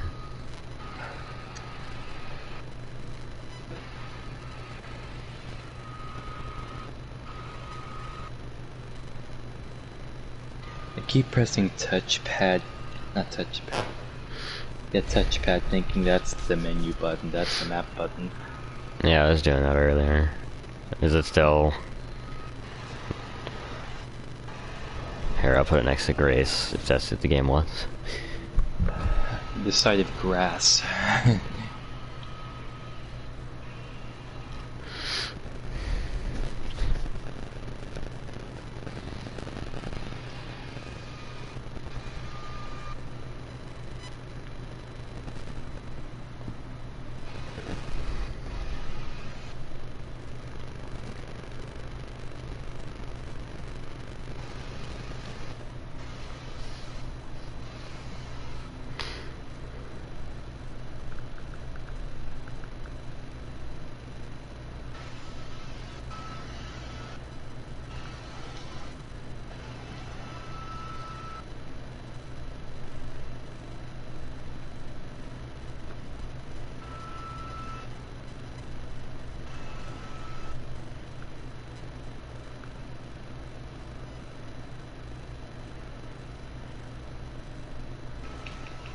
Oh yeah, did you see that screenshot I sent to the Discord?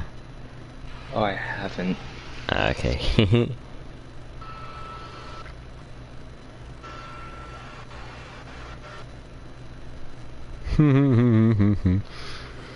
And somehow I'm the most popular comment on that post with 10 likes as opposed to the closest one, which is like 7 or 5 or Oh, something. that's the Nintendo thing.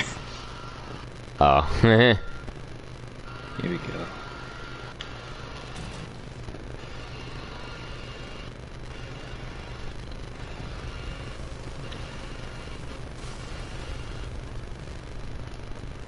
Okay, even with 2 mistakes, I still make it without getting poisoned.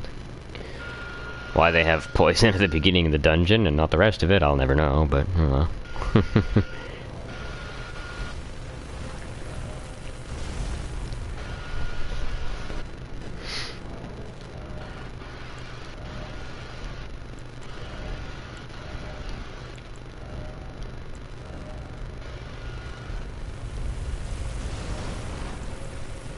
Damn. So who's Cumber? Is that how you Cumber. pronounce it? Cumber, okay. My He's brain was from like, it doesn't... Heroes.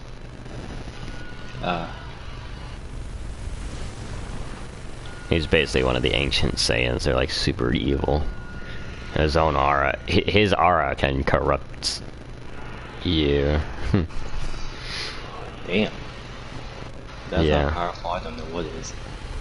I don't know if it's specifically other Saiyans or if it's everyone that touches it, if they're not strong enough to have overcome it, but...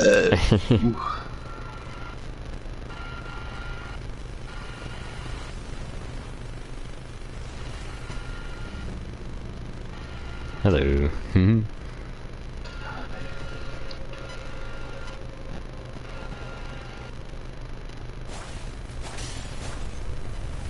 Careful.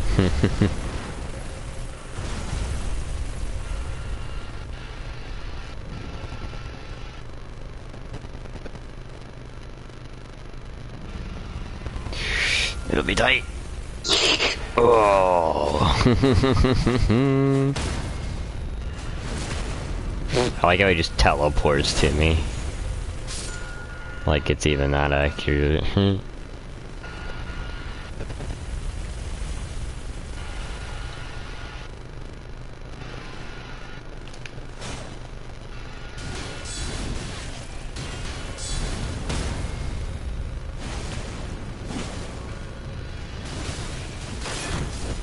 Shit.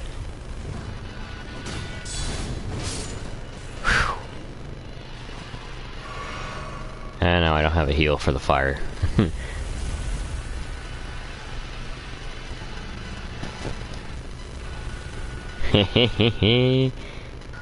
Oh damn, you fell from a little bit higher.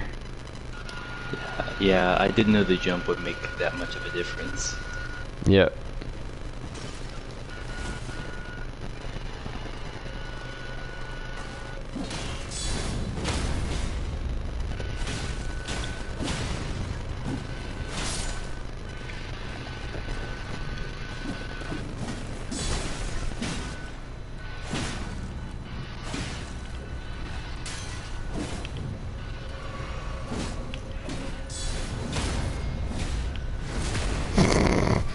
Damn, that frame perfect. Visceral right after my punish. Okay, I don't know if I have enough health to tank this. And by that I mean my HP. And I'm also not sure if I'll be able to survive the little bastard wait for me in the little crevice. But you know what? I'll try. I'll try.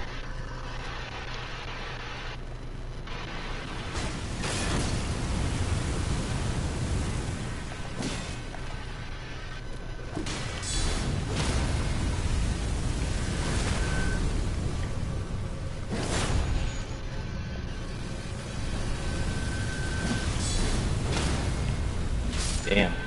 Okay, I just played defensively since he bounces right off my shield.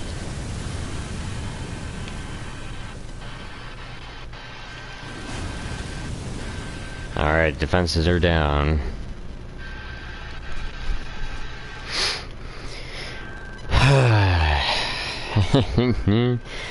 I'll be honest though, for a first dungeon, this one's intense. It's probably not even meant to be the first thing, is how you enter it with a stun sword key. Now, Should do we just you... skip past these guys? We can, yeah. Yeah, So just follow me.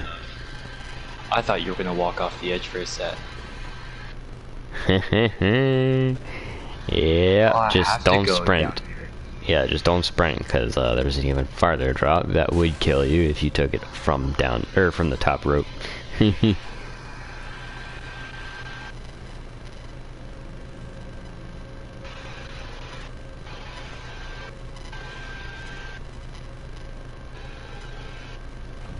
That's very dusty in here.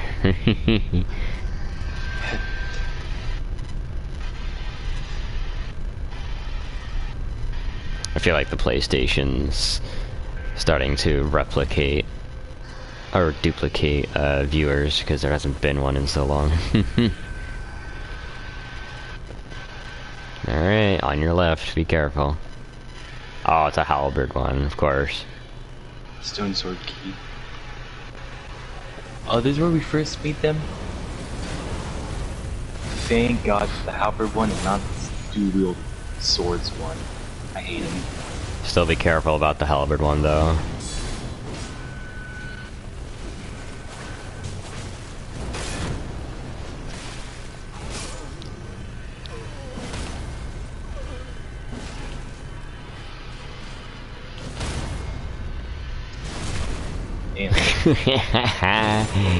Yeah, it's mainly why I choose a knight, because their armor's better. Also, their shield isn't made of wood for some reason. I know samurai don't really use shields, but still. They should have given me. They should make a thing where They should when make. you're dual wielding weapons, you have a block for them. They should give katanas like an Ash of War of Executor's Parry or something. Yeah. Like, it's like similar to Dark Souls 3, where it gave us the deflects.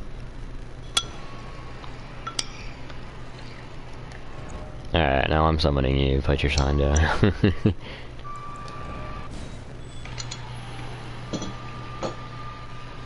I guess I should wait. Whoop, shit. That's wrong button. Okay, my Stein's down.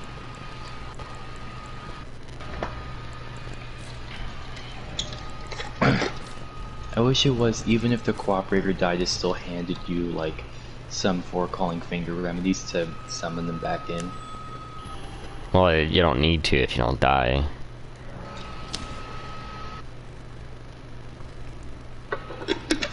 Yeah. Which I guess technically I could clear the entire dungeon if you give me your bow and an arrow. Well, I guess I'd need 3 arrows max.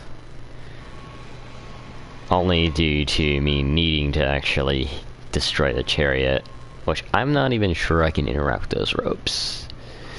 But if you stay here and just summon me a bunch, I could literally solo the dungeon for you.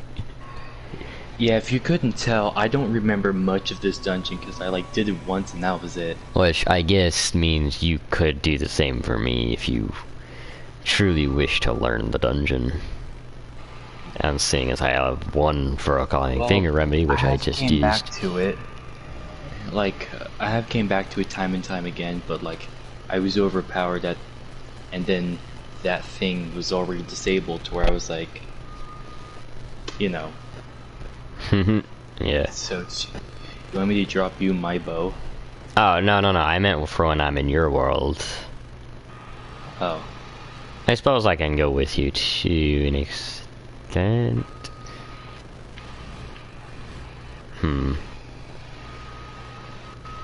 don't know. Are you confident you could solo this dungeon eventually, or do you just want us to get more remedies whenever we're done here? And by done, I mean die. Get more remedies, because I know I'm not at that level to solo it yet. Well, I mean, like, you'd have infinite lives as a cooperator, constantly showing up again and again.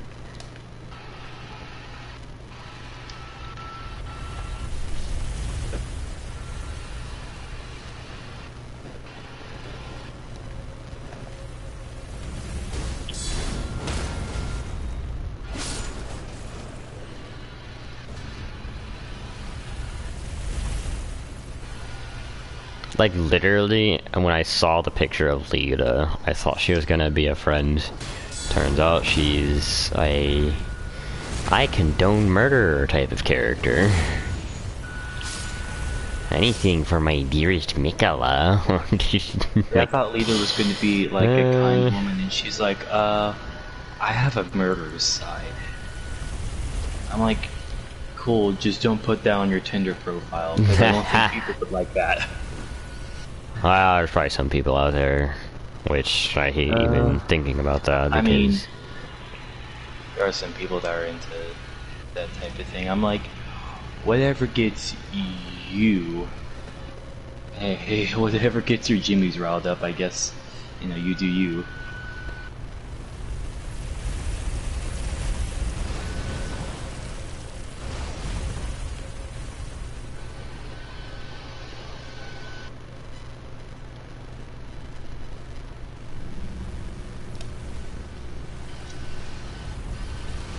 Also, who's buried here?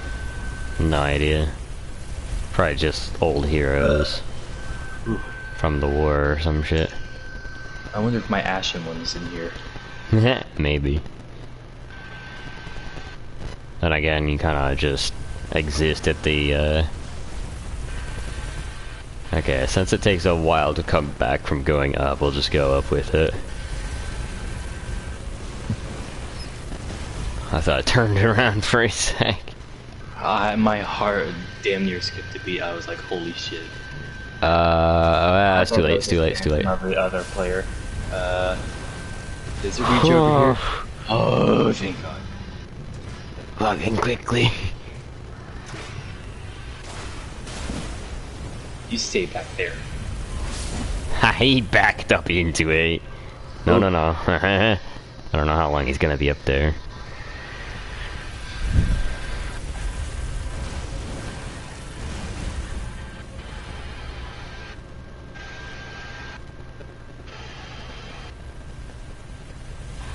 Okay, when he goes back down, we should have time. Because I don't know where our next checkpoint is up there, and it looks like he turns around at it, so... Now.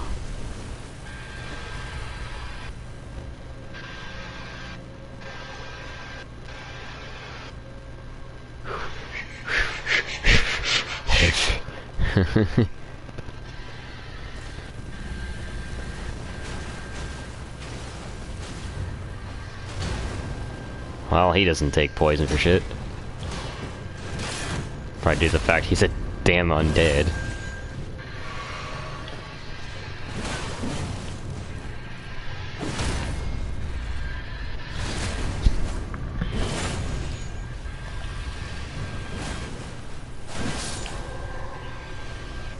Damn, that one was much easier. Dragon Communion Seal, aka best one in the game. And Dragon Wound Grease.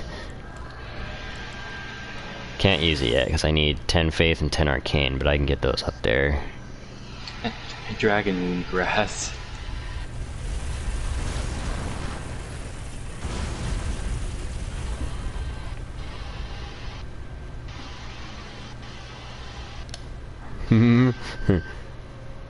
Oh, it goes down all the way, okay. So it does take a while to come back up. Ooh, ow.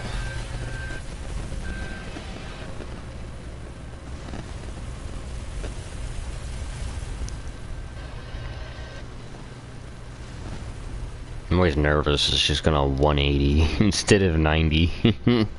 It slowly does a 180 and then just darts at you super fast. I'm like, what in the Whis is your instant movement?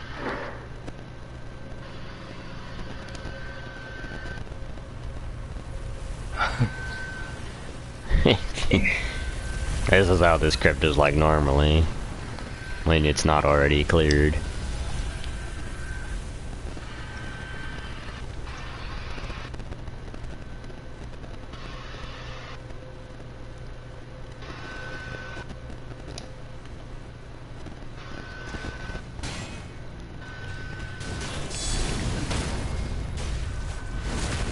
Careful.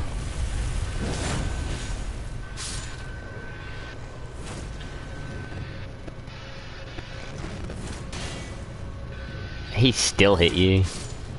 He hit my shield, but he still hit you. I'm just glad they gave the samurai a bow in this game. Yeah. Historical accuracy. E.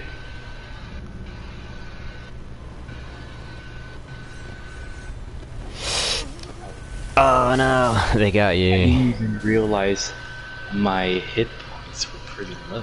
Oh, I thought you were just out of your heal. I only had 2 heals left, and my brain was like, "Don't focus on your health." Well, at least you had 2 heals.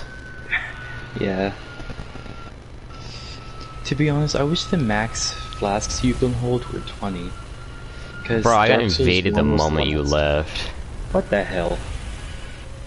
I'm not there to help you with the invader. Oh, of course not. That'd be too easy. So it's either he'll be a good guy or he'll have a bullshit build.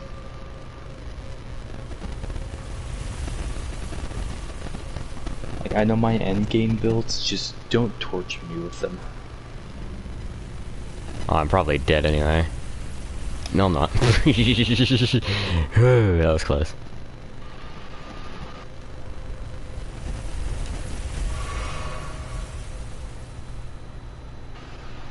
I hope they're not at the boss room waiting for me.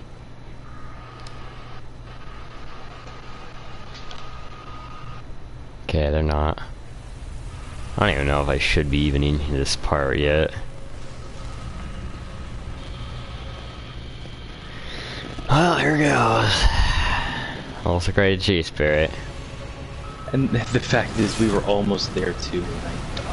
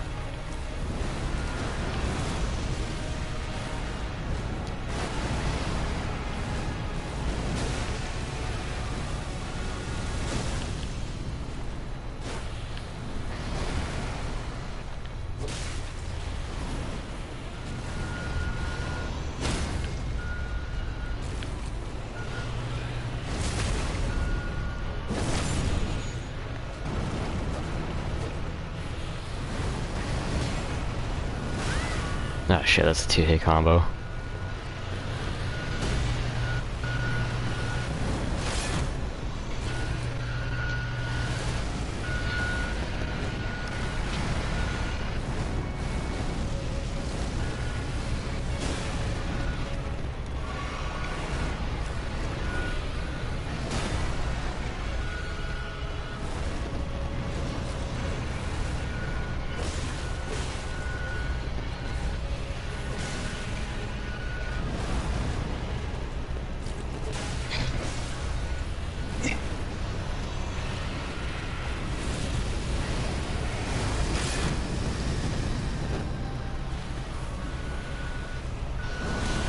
Oh, his attack's too holy now, okay. Fuck. The moment I didn't roll that, I knew I was dead. Because 2 smacks is enough to kill. Which, I don't even know why they give him holy damage, because, or on his melee attacks, because, like, the 2-hit combo can already spell your doom if you've already spent energy. You need to have full stamina at all times to not die to this guy, basically. And even then, the holy damage just makes it to where you just die.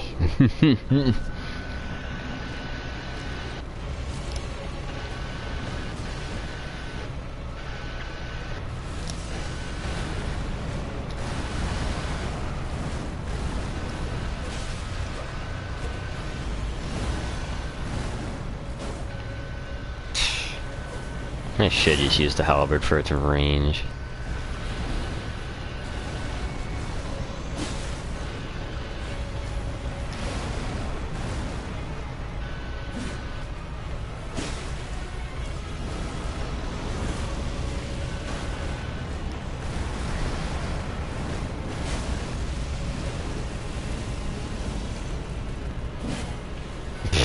Take your sweet time charging that attack, why don't you?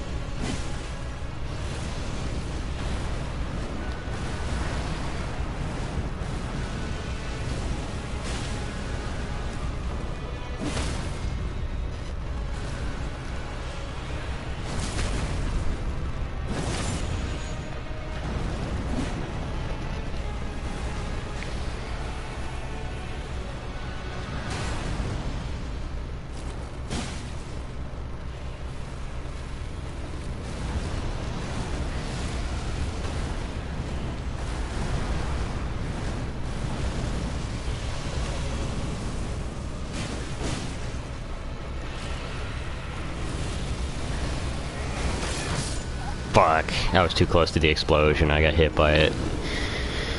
And the flames beneath me finished me off.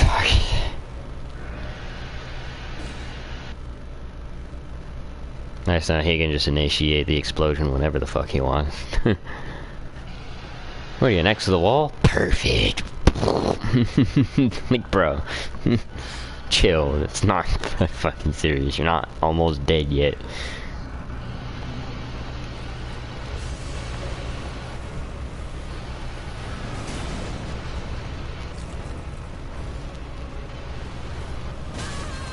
Maybe I could die here and then pick up my souls.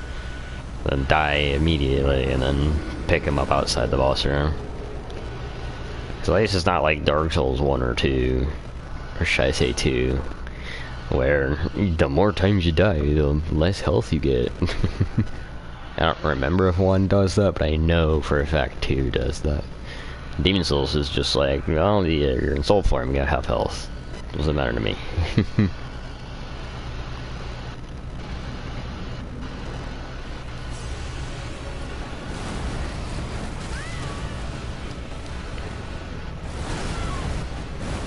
Oh, you just had to make it a grab so it lasts longer, don't you?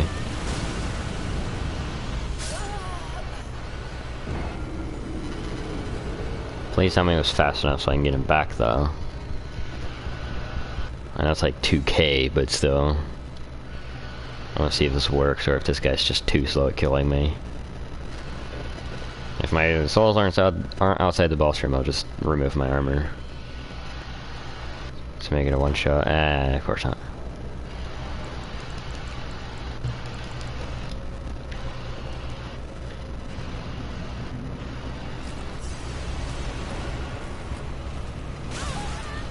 I'm still a 2-shot? What the fuck? Does my armor do nothing?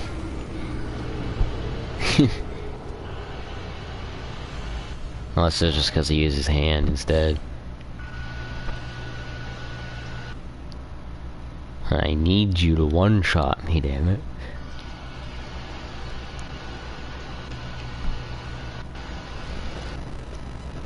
Okay, good, that worked at least. It's close enough to where it's outside. Damn it. Read my name inputs, PlayStation. I'm too damn slow. So you're a PS4, unfortunately.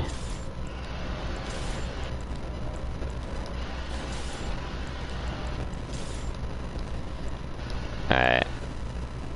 Since I know your skill level isn't in line with mine... That's a little weird. I can fast travel? What the fuck? The boss isn't dead, but yet I can fast travel. I'll take it. Have you been working on getting more, flowers? I haven't. That'd be Whoops. good. That would have been a good idea to do while you're waiting. Because the only reason I wasn't like, oh, let me just summon you real quick, is because of, just the fact that,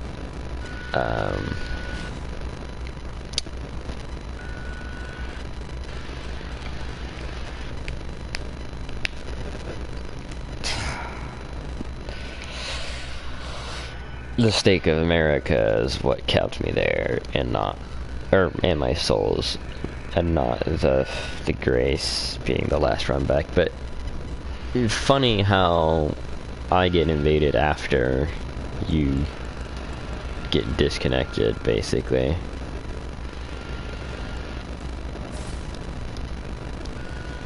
Yeah, I myself am gonna gather more flowers as well.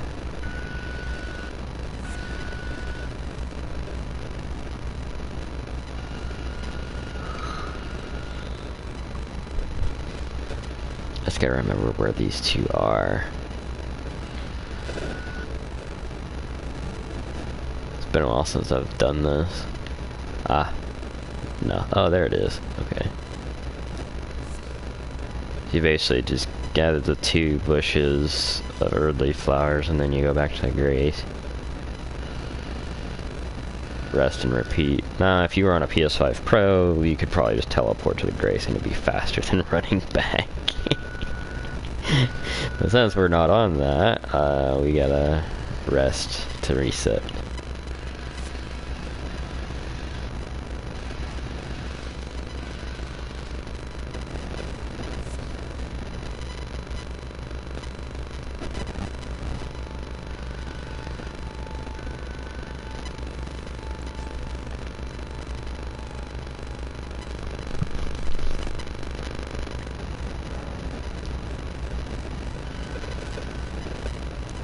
I wish all your gear would show up,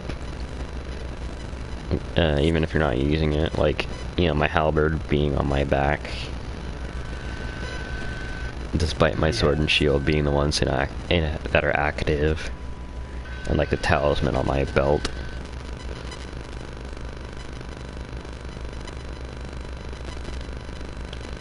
Let's just see so many tree sentinel armor trying out the milady. I see somebody else picking up stuff, so. The tarnished phantoms tell a story.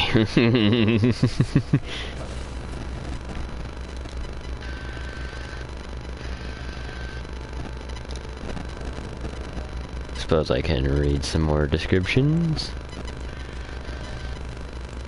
Dragon wound grease.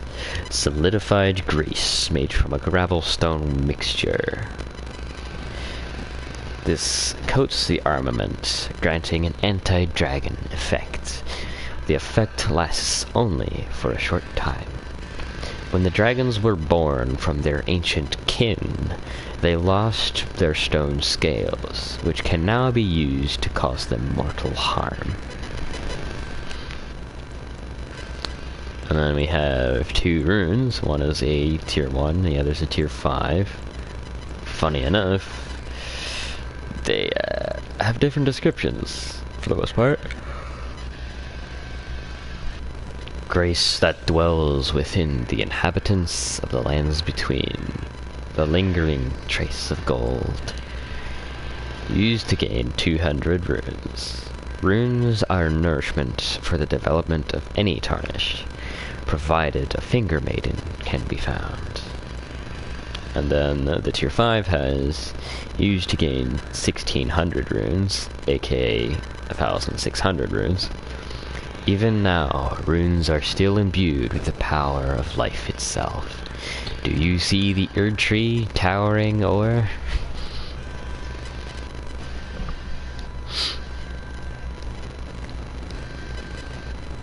Basically, you see the Erd tree towering over, but they didn't really pronounce the V that much.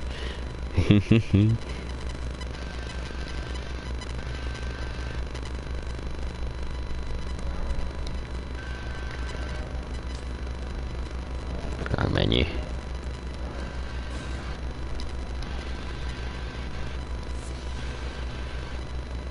And people say Bloodborne is hard because you have to grind blood vials. Motherfucker, if I want to co-op with my friends, I have to gather early flowers.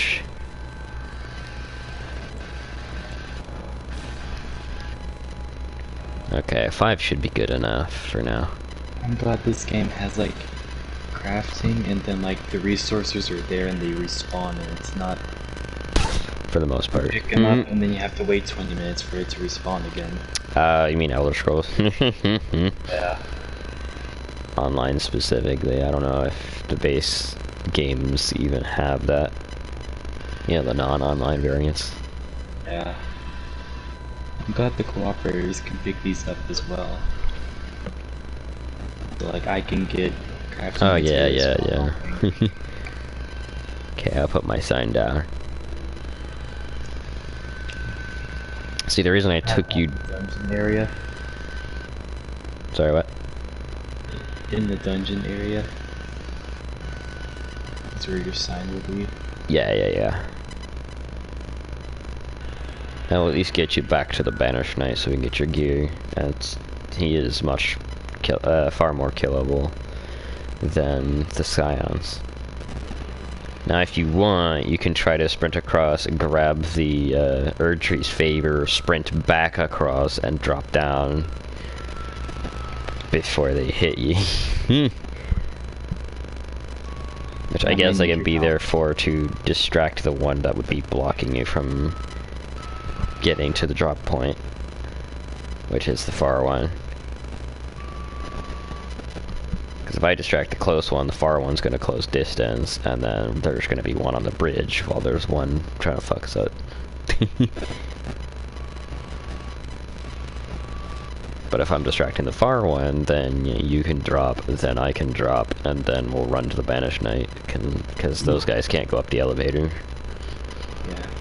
6 finger remedies. Not bad.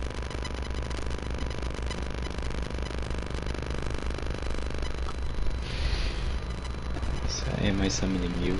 Mm-hmm. To be fair, I might have 6 myself had I not stopped to read item descriptions.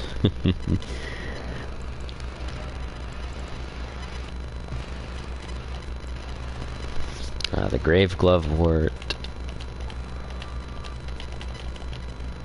And potentially a new item description, not sure there.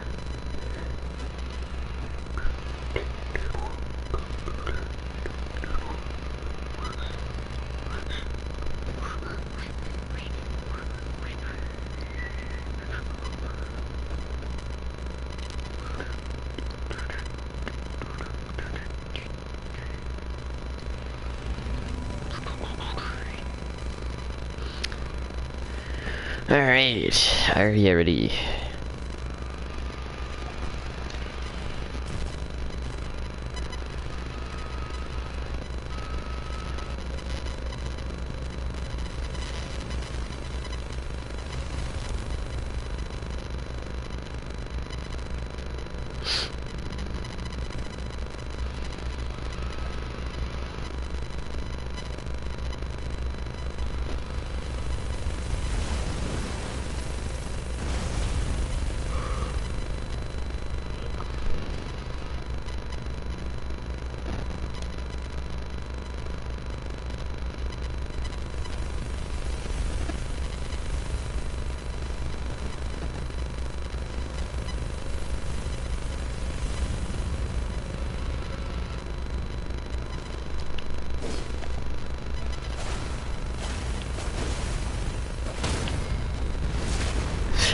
Damn, the overkill.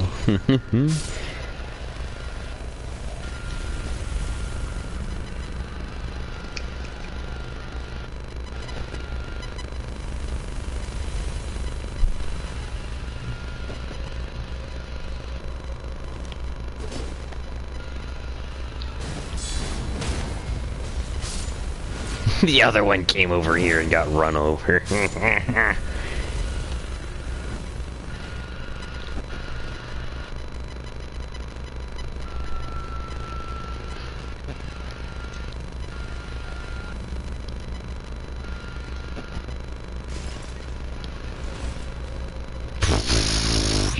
very close to death there. That's why you don't go vertical like that. You go horizontal. Make sure the other one doesn't hit you.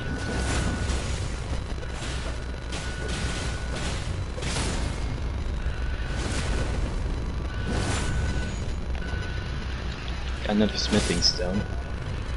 Oh, nice. I needed it. Lucky.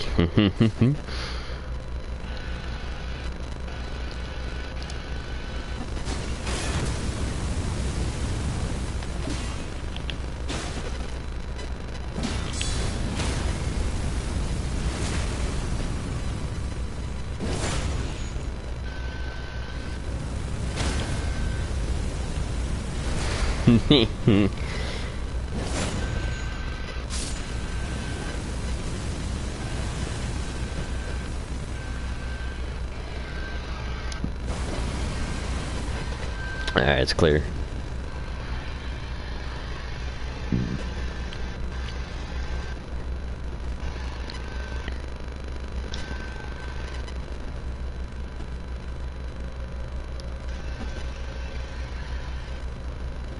Okay, so basically you come to this part of the bridge here where these candles are, and then you take either a left or a right, it doesn't matter. No, not yet. God damn it. Shit, sorry.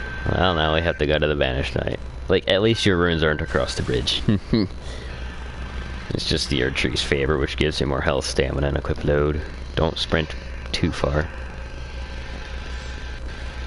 There's a lever here.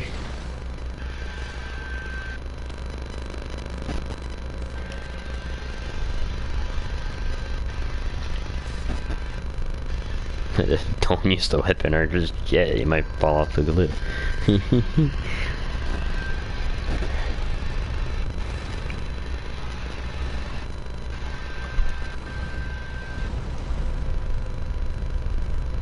It would be cool if they used like the equipment weight in the environment though. Like if players' equip weight is X, this pressure plate can be activated. Or X or higher, I should say.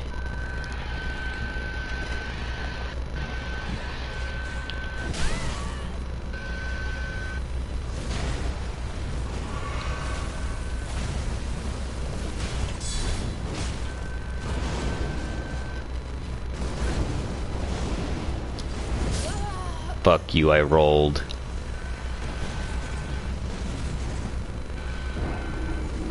Well, you see the wind, like, bitch. You can go back down the elevator, see if he'll follow it. That shield doesn't do shit. I hope you know that. I know. It's a wooden shield. Kinda wish they were good at blocking magic, but they're not. Well, now They're there's better two than a frosties. steel shield. Well, at least it's just another attempt to get the talisman. Keep forgetting I have it on the quick bar.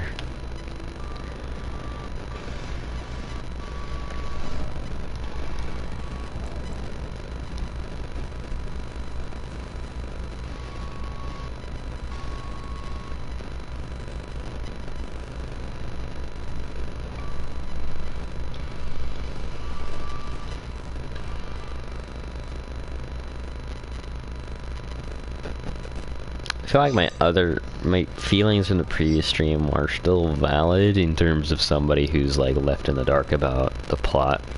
Minus, you know, the basics. I'll just go become Elden Lord, and for the Shadowlands it's pursue Mikola and then kill him because why not?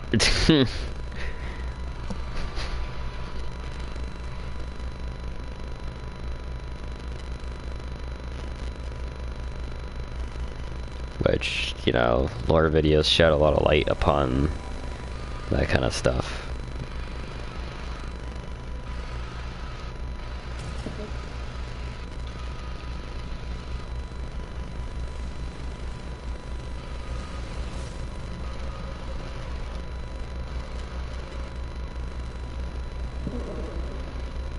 Wait, did you go up the ladder?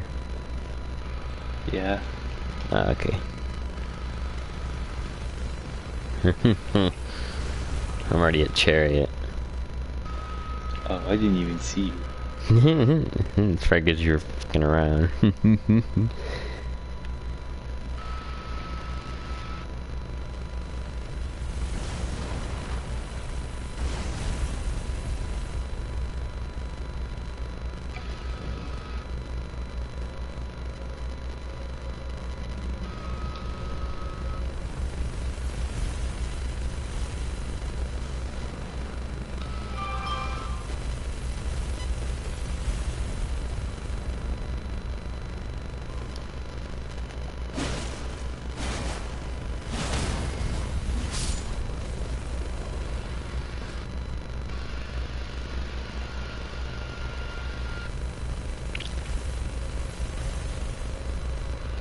Not yet. Just nervous every time you take an inch forward because the spike. I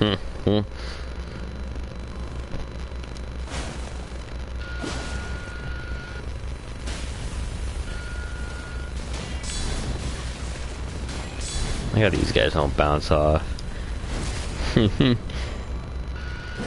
Forget if the Lord Sworn Godric soldiers do.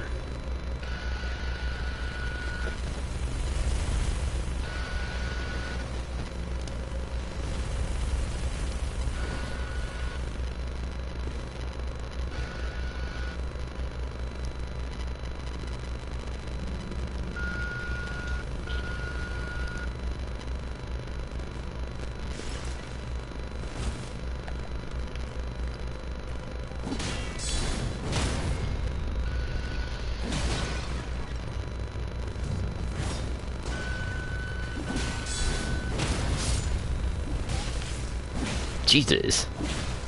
That armor of yours has nothing on it.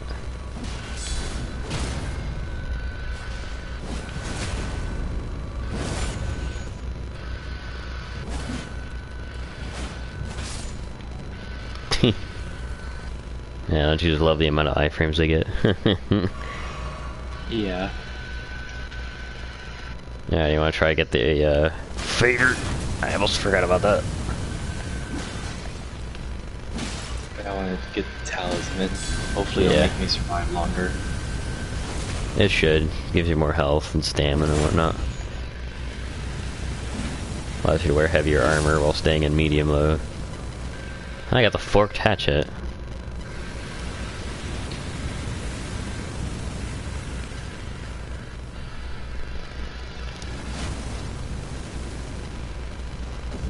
Okay, way's been cleared. Don't forget to check the right to see if the guy dropped something. Aw, man. Would have been a good idea to keep doing that.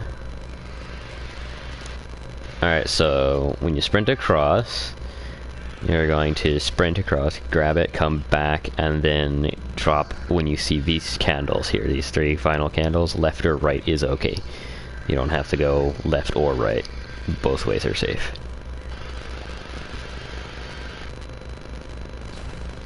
Shit.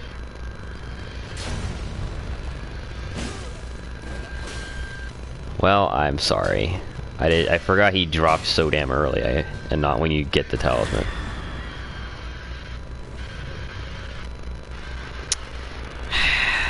Well, thankfully there's about 2k in here, so... Yeah. It's also 2k, I guess, and we don't have the level up system unlocked yet, otherwise it would have been spent. That's the crazy part.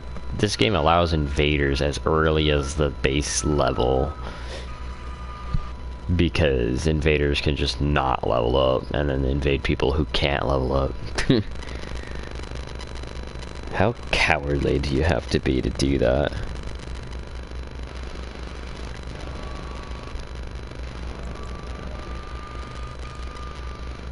So do we know the plan for this time? Just swerve around him and then basically be ready for him to hit you on his way down. Unless you want to try stealth. I forget if crouching even works here.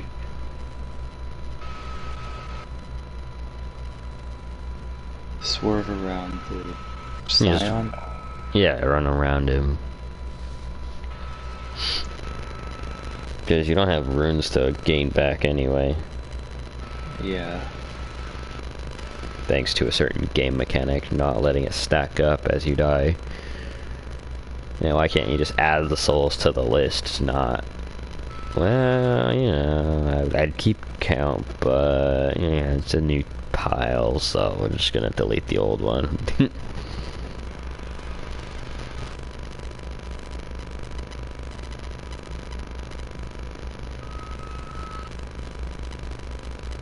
Maybe in the next Souls game. Because they've been running on this system for a while. Of you die, and then you die again and lose it all. Like, I get you don't want it to hold our hand, but at the same time, when we lose everything that we struggled for, it's just like, oh, well, I guess I'm done here. Not, oh, well, I can at least go back and get them later, or, oh, I don't know. There can always be, well, I can let them pile up in the boss room.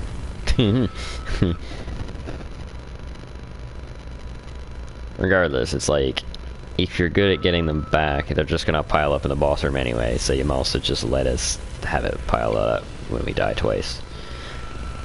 And not be the very reason we rage when we die. Because then invaders before the boss room wouldn't be traumatizing. Because then your souls that are in the boss room aren't being lost. No, because then you could retrieve them from the boss room, and we don't want that. Bruh. The reason I say that is because Elden Ring removed the ability to get them out of the boss room consistently.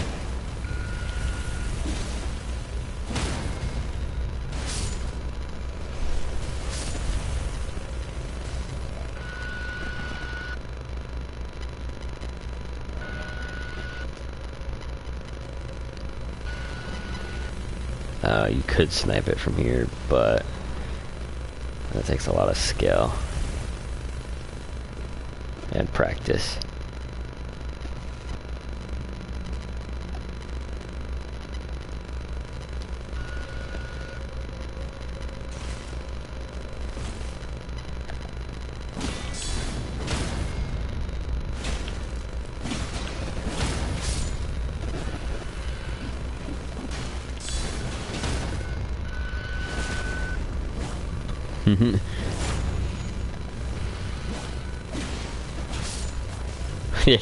Damn.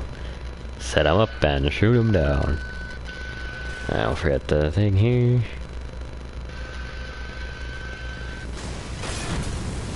Like on this game, I can block fire like that, but I can't block dragon fire.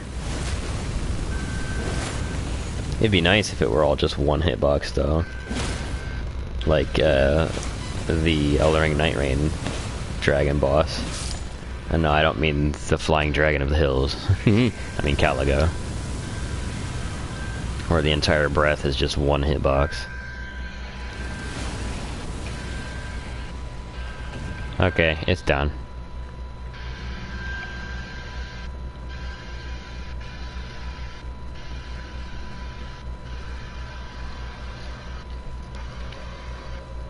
Do you want to try for the talisman? I guess so. Okay. I'll go with you. Fuck it. I'll trigger Got it. Okay, now run to the point we talked about.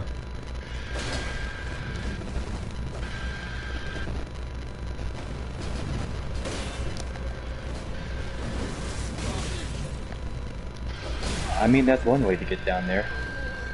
Damn. Well, you got the talisman at knocked me least. into the very bottom. Yeah. I was like a fucking centimeter from joining you.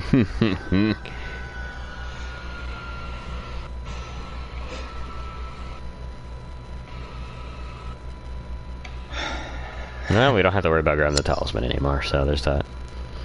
Yeah.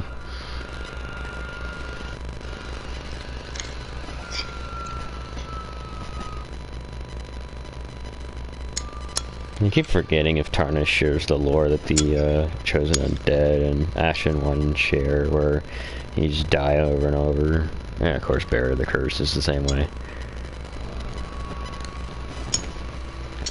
Well, you can equip your new talisman now. Yay! I did it quickly as soon as I grabbed it. Oh. Damn, okay. The funny thing is, though, if they just made a staircase instead of, oh, it's an abyss that drops from another abyss.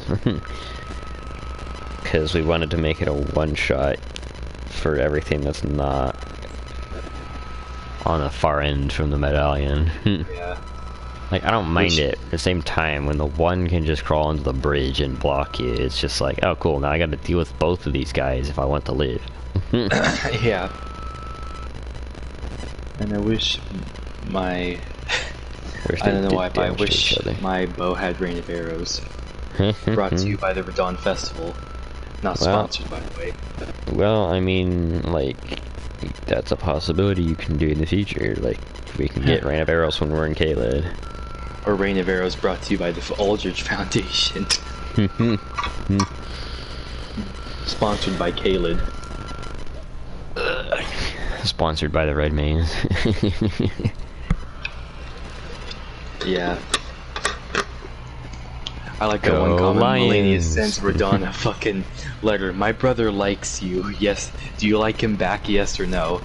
And then fought Radon when Radon broke Nicola's heart. I'm also read this. The Grave Gloveport. The white flower that blooms in the catacombs. Each a soundless bell used to summon spirits. Strengthens ashes to +1. The art of strengthening ashes is known as spirit tuning. Only a spirit tuner may perform this deed. And then the forked hatchet. A peculiar hatchet wielded by the imps. The gently undulating forked blade is known as an imp's tongue, and it causes blood loss. The skill is Quick Step, a skill prized by the crafty and fleet of foot. Perform a quick step maneuver that allows for circling around locked-on targets.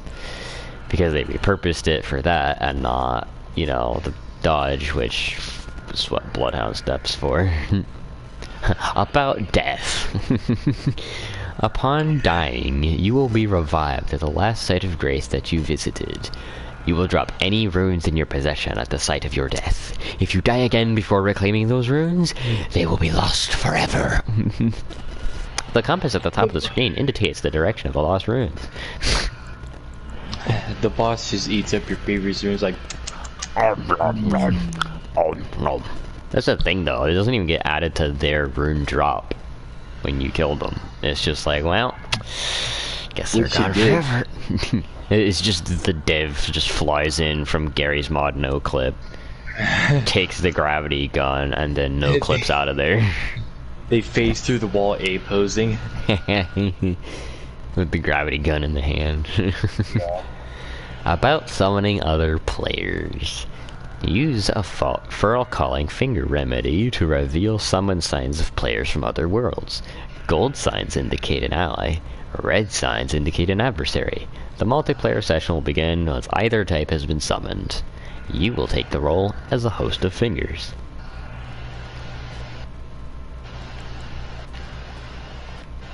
Still not going to talk about invasion multiplayer until we encounter that one guy near the Colosseum, and by that point we've already been invaded by like 100 times.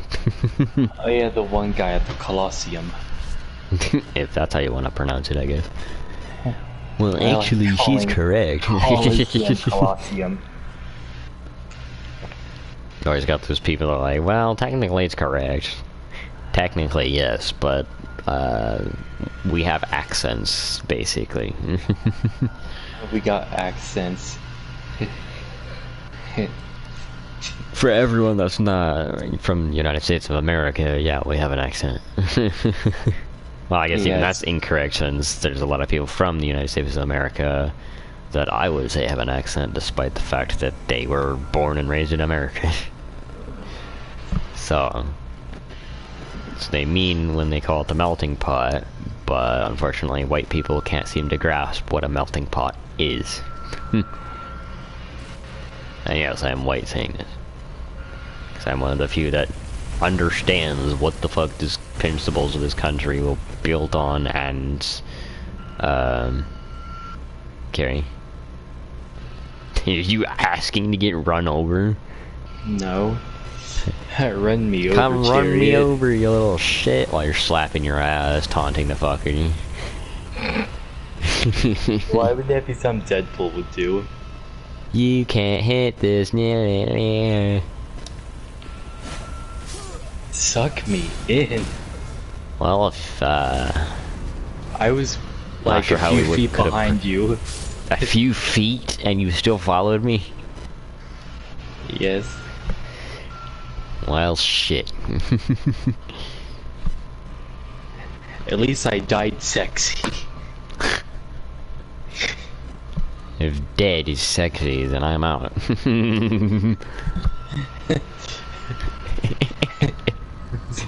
You're drop dead gorgeous. Thank you. No, literally. Oh, shit. You're drop dead gorgeous. Thank you.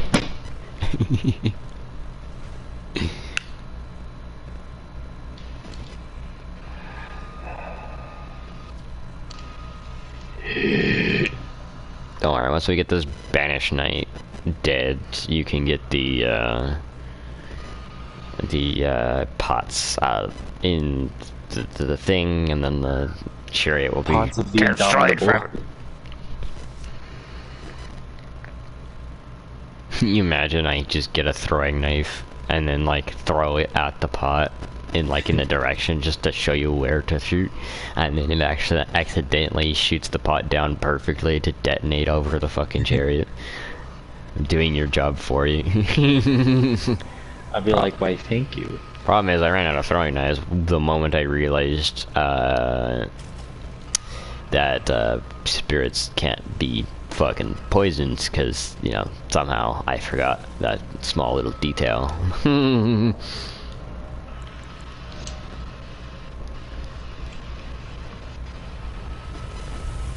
Which is fine, I don't mind, it's just, you know, well, normal Banished Knights can be, so why not these ones, you know? Turns out...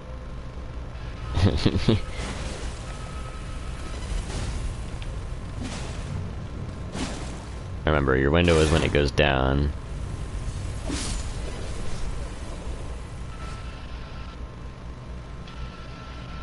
Yeah, you made it.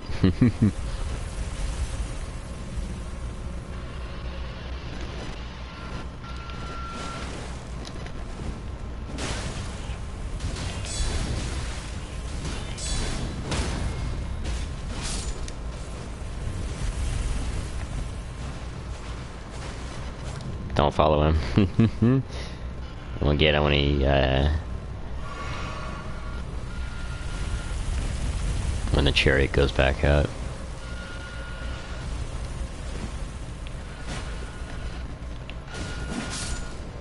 Okay, he's dead. Go, go, go. After we destroy the chariot, we'll get your, Dragon Communion seal.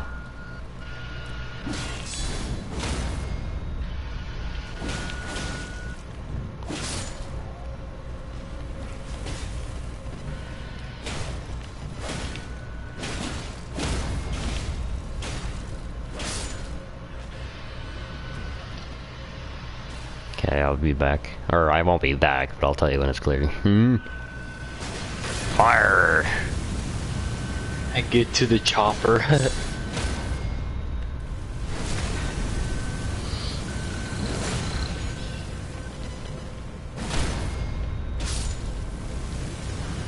Another forked hatchet. I can dual wield them now if I wanted to.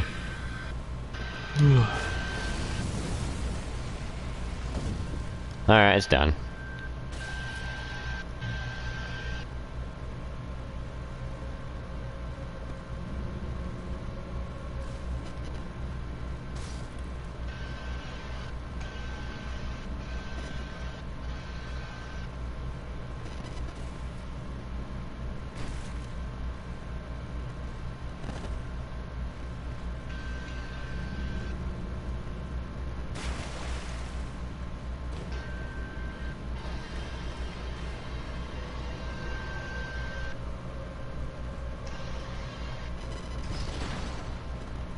Careful!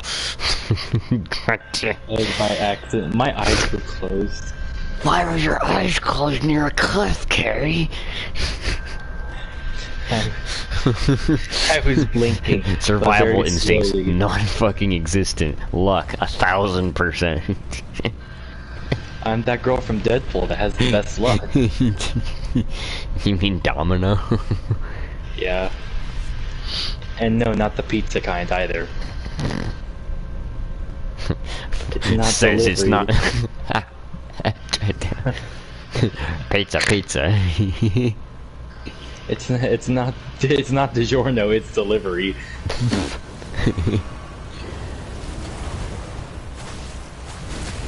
Bitch.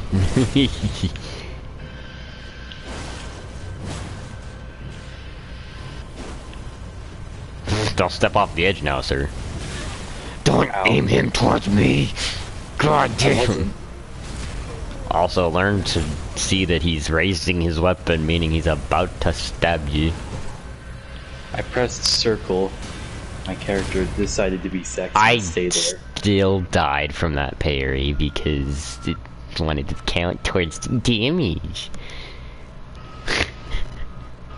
Because the game just can't give me a fucking parry window. It's like, nah, you still took full HP damage even though you parried it. Thanks, game. I appreciate it. Not. I was about to say, watch me spawning dead.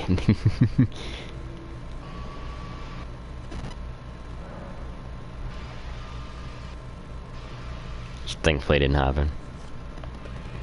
Last finger remedy. Okay.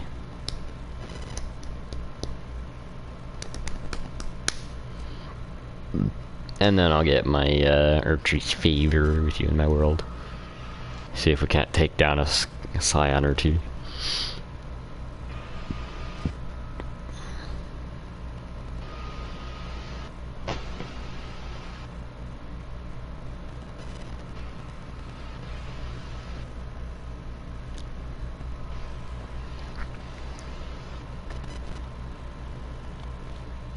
I do find it a little weird how heavy rolling, I think, has the most iframes.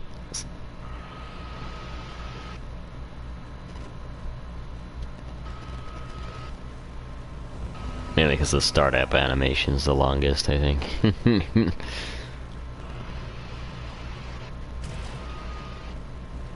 It just takes forever to get off the ground, that's the problem. That's why light rolling's the best, besides the distance it gives.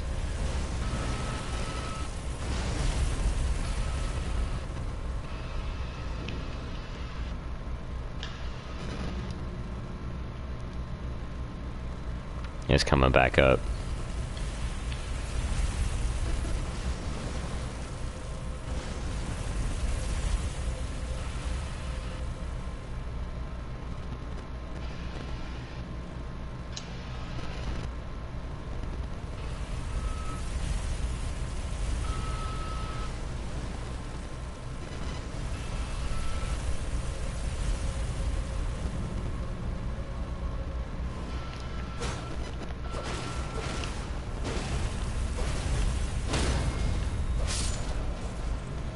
There is still an infinite combo though.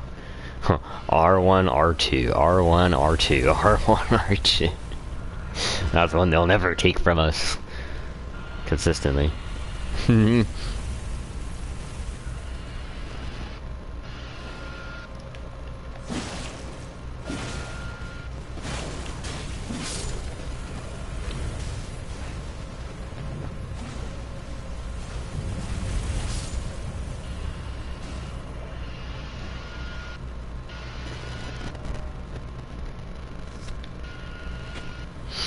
Oh, I see, I see. Swap spots with me and look this way-ish, maybe? I guess, like, stand right here, aim your bow that way, and shoot the fucking Banished Knight once. Cause I think he's gonna get run over by the chariot if he tries shit with us.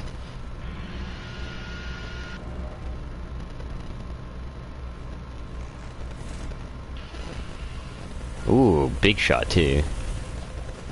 Oh, he traveled. Ah, fuck, you backed up into the fucking chariot. That was our plan for him. I love that wind does damage. And before you say it, yes, I know tornadoes exist, but that's not a fucking tornado, is it? The light breeze, if anything, with some rocks in it. Cool, it can move pebbles, but can it pierce through armor? I don't think so. It's a petty excuse to call something a challenge.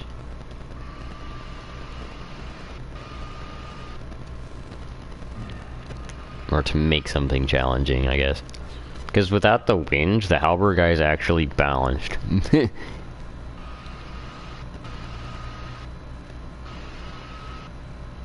And yes, the Dragoon leap as well, which is basically a 3-hit fucking combo.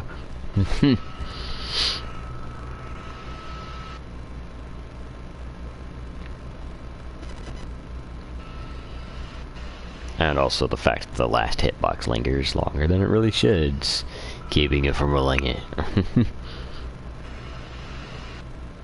I forget if it hits you sooner than it should as well. Well, I say it should, as in logically. Was that your last finger remedy? Yeah. Okay. I'll summon you then. Keep forgetting I can do this.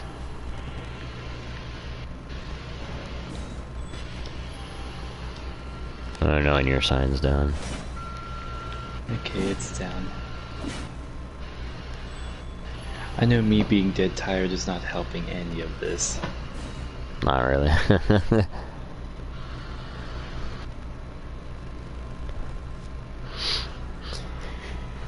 We'll just attempt the Banished Knight normally, without the risk of getting run over by a chariot. Carrie got run over by a chariot. That's me with every single dungeon.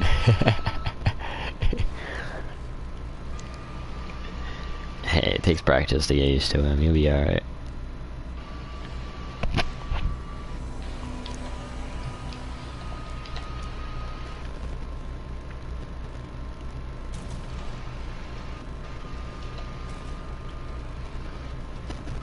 Like, I don't block people for invading me, but if they're gonna pull a shit strategy against a low level, yeah, they're getting blocked.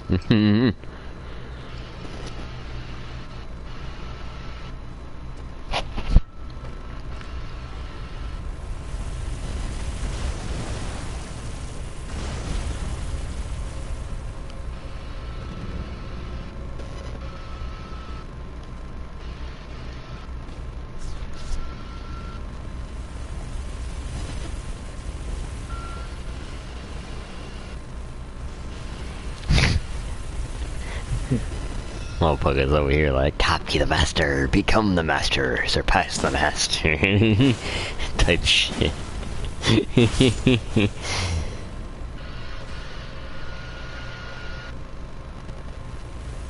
Well, you should be back up to 1,000 minus your losses. Yeah, I only have 39, which is pretty close to 1,000.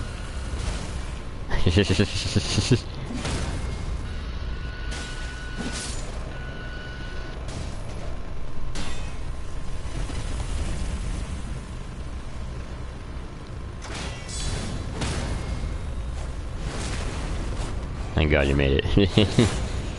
Don't fall now. It'll trigger the chariot.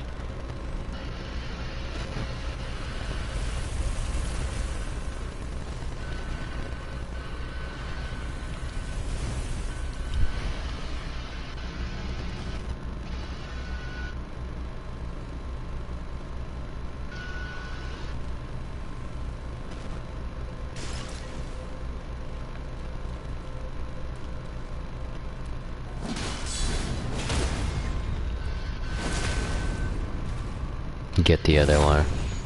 He's coming up on you now.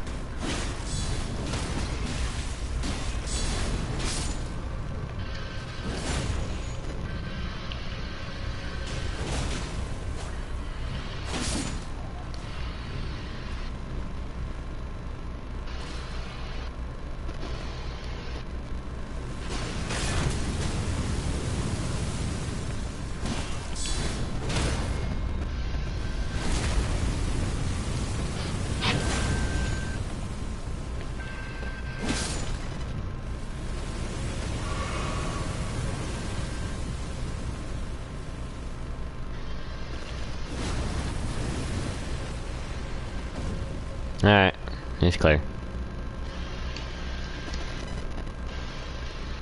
You good? Yeah. You see you sprint straight into the fucking corner.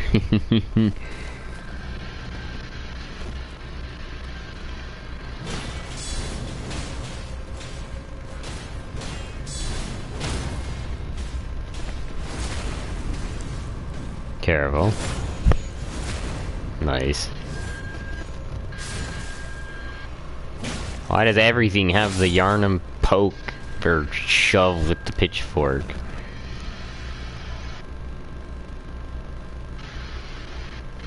Or since they added that, they're like, yeah, we should use that in every game past Bloodborne. Like, oh my god. Okay, you meet me down there already. I just dropped down. Hey.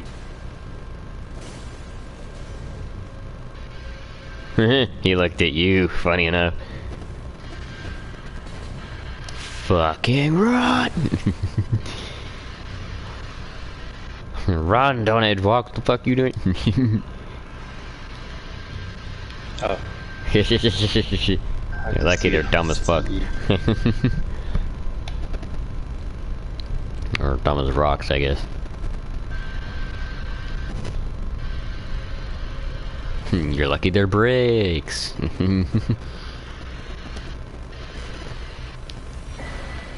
Ah, I thought that was a bow. Bitch, please. Sit down. As long as he doesn't do any wind bullshit, I should be able to solo him. Sit down.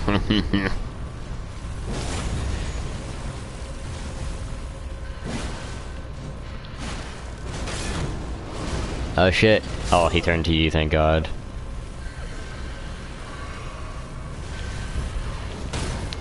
Bitch, please. I got his ass, let's go. Yeah, now that I almost said, and yet we can't summon him in my world.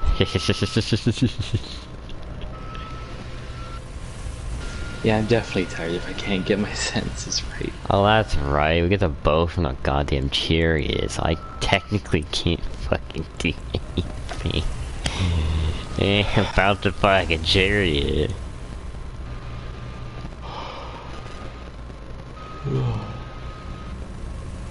Well, I officially have everything from this dungeon besides the summons, so... There's funny thing, the summon is the Dual Swords Banish Knight. Oh,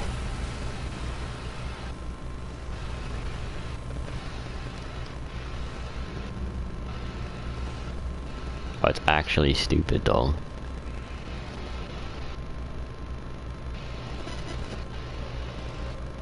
Here's wheels behind me, oh shit. Too late, bitch, I'm out of here.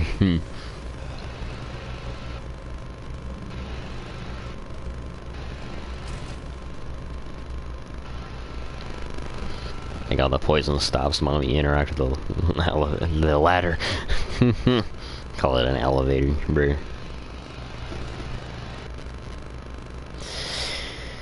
Alright, well, do you want to call it there for tonight? yeah. We can continue this when we're a bit more awake and up to it. Thank you everyone for watching, and stay tuned for part 2.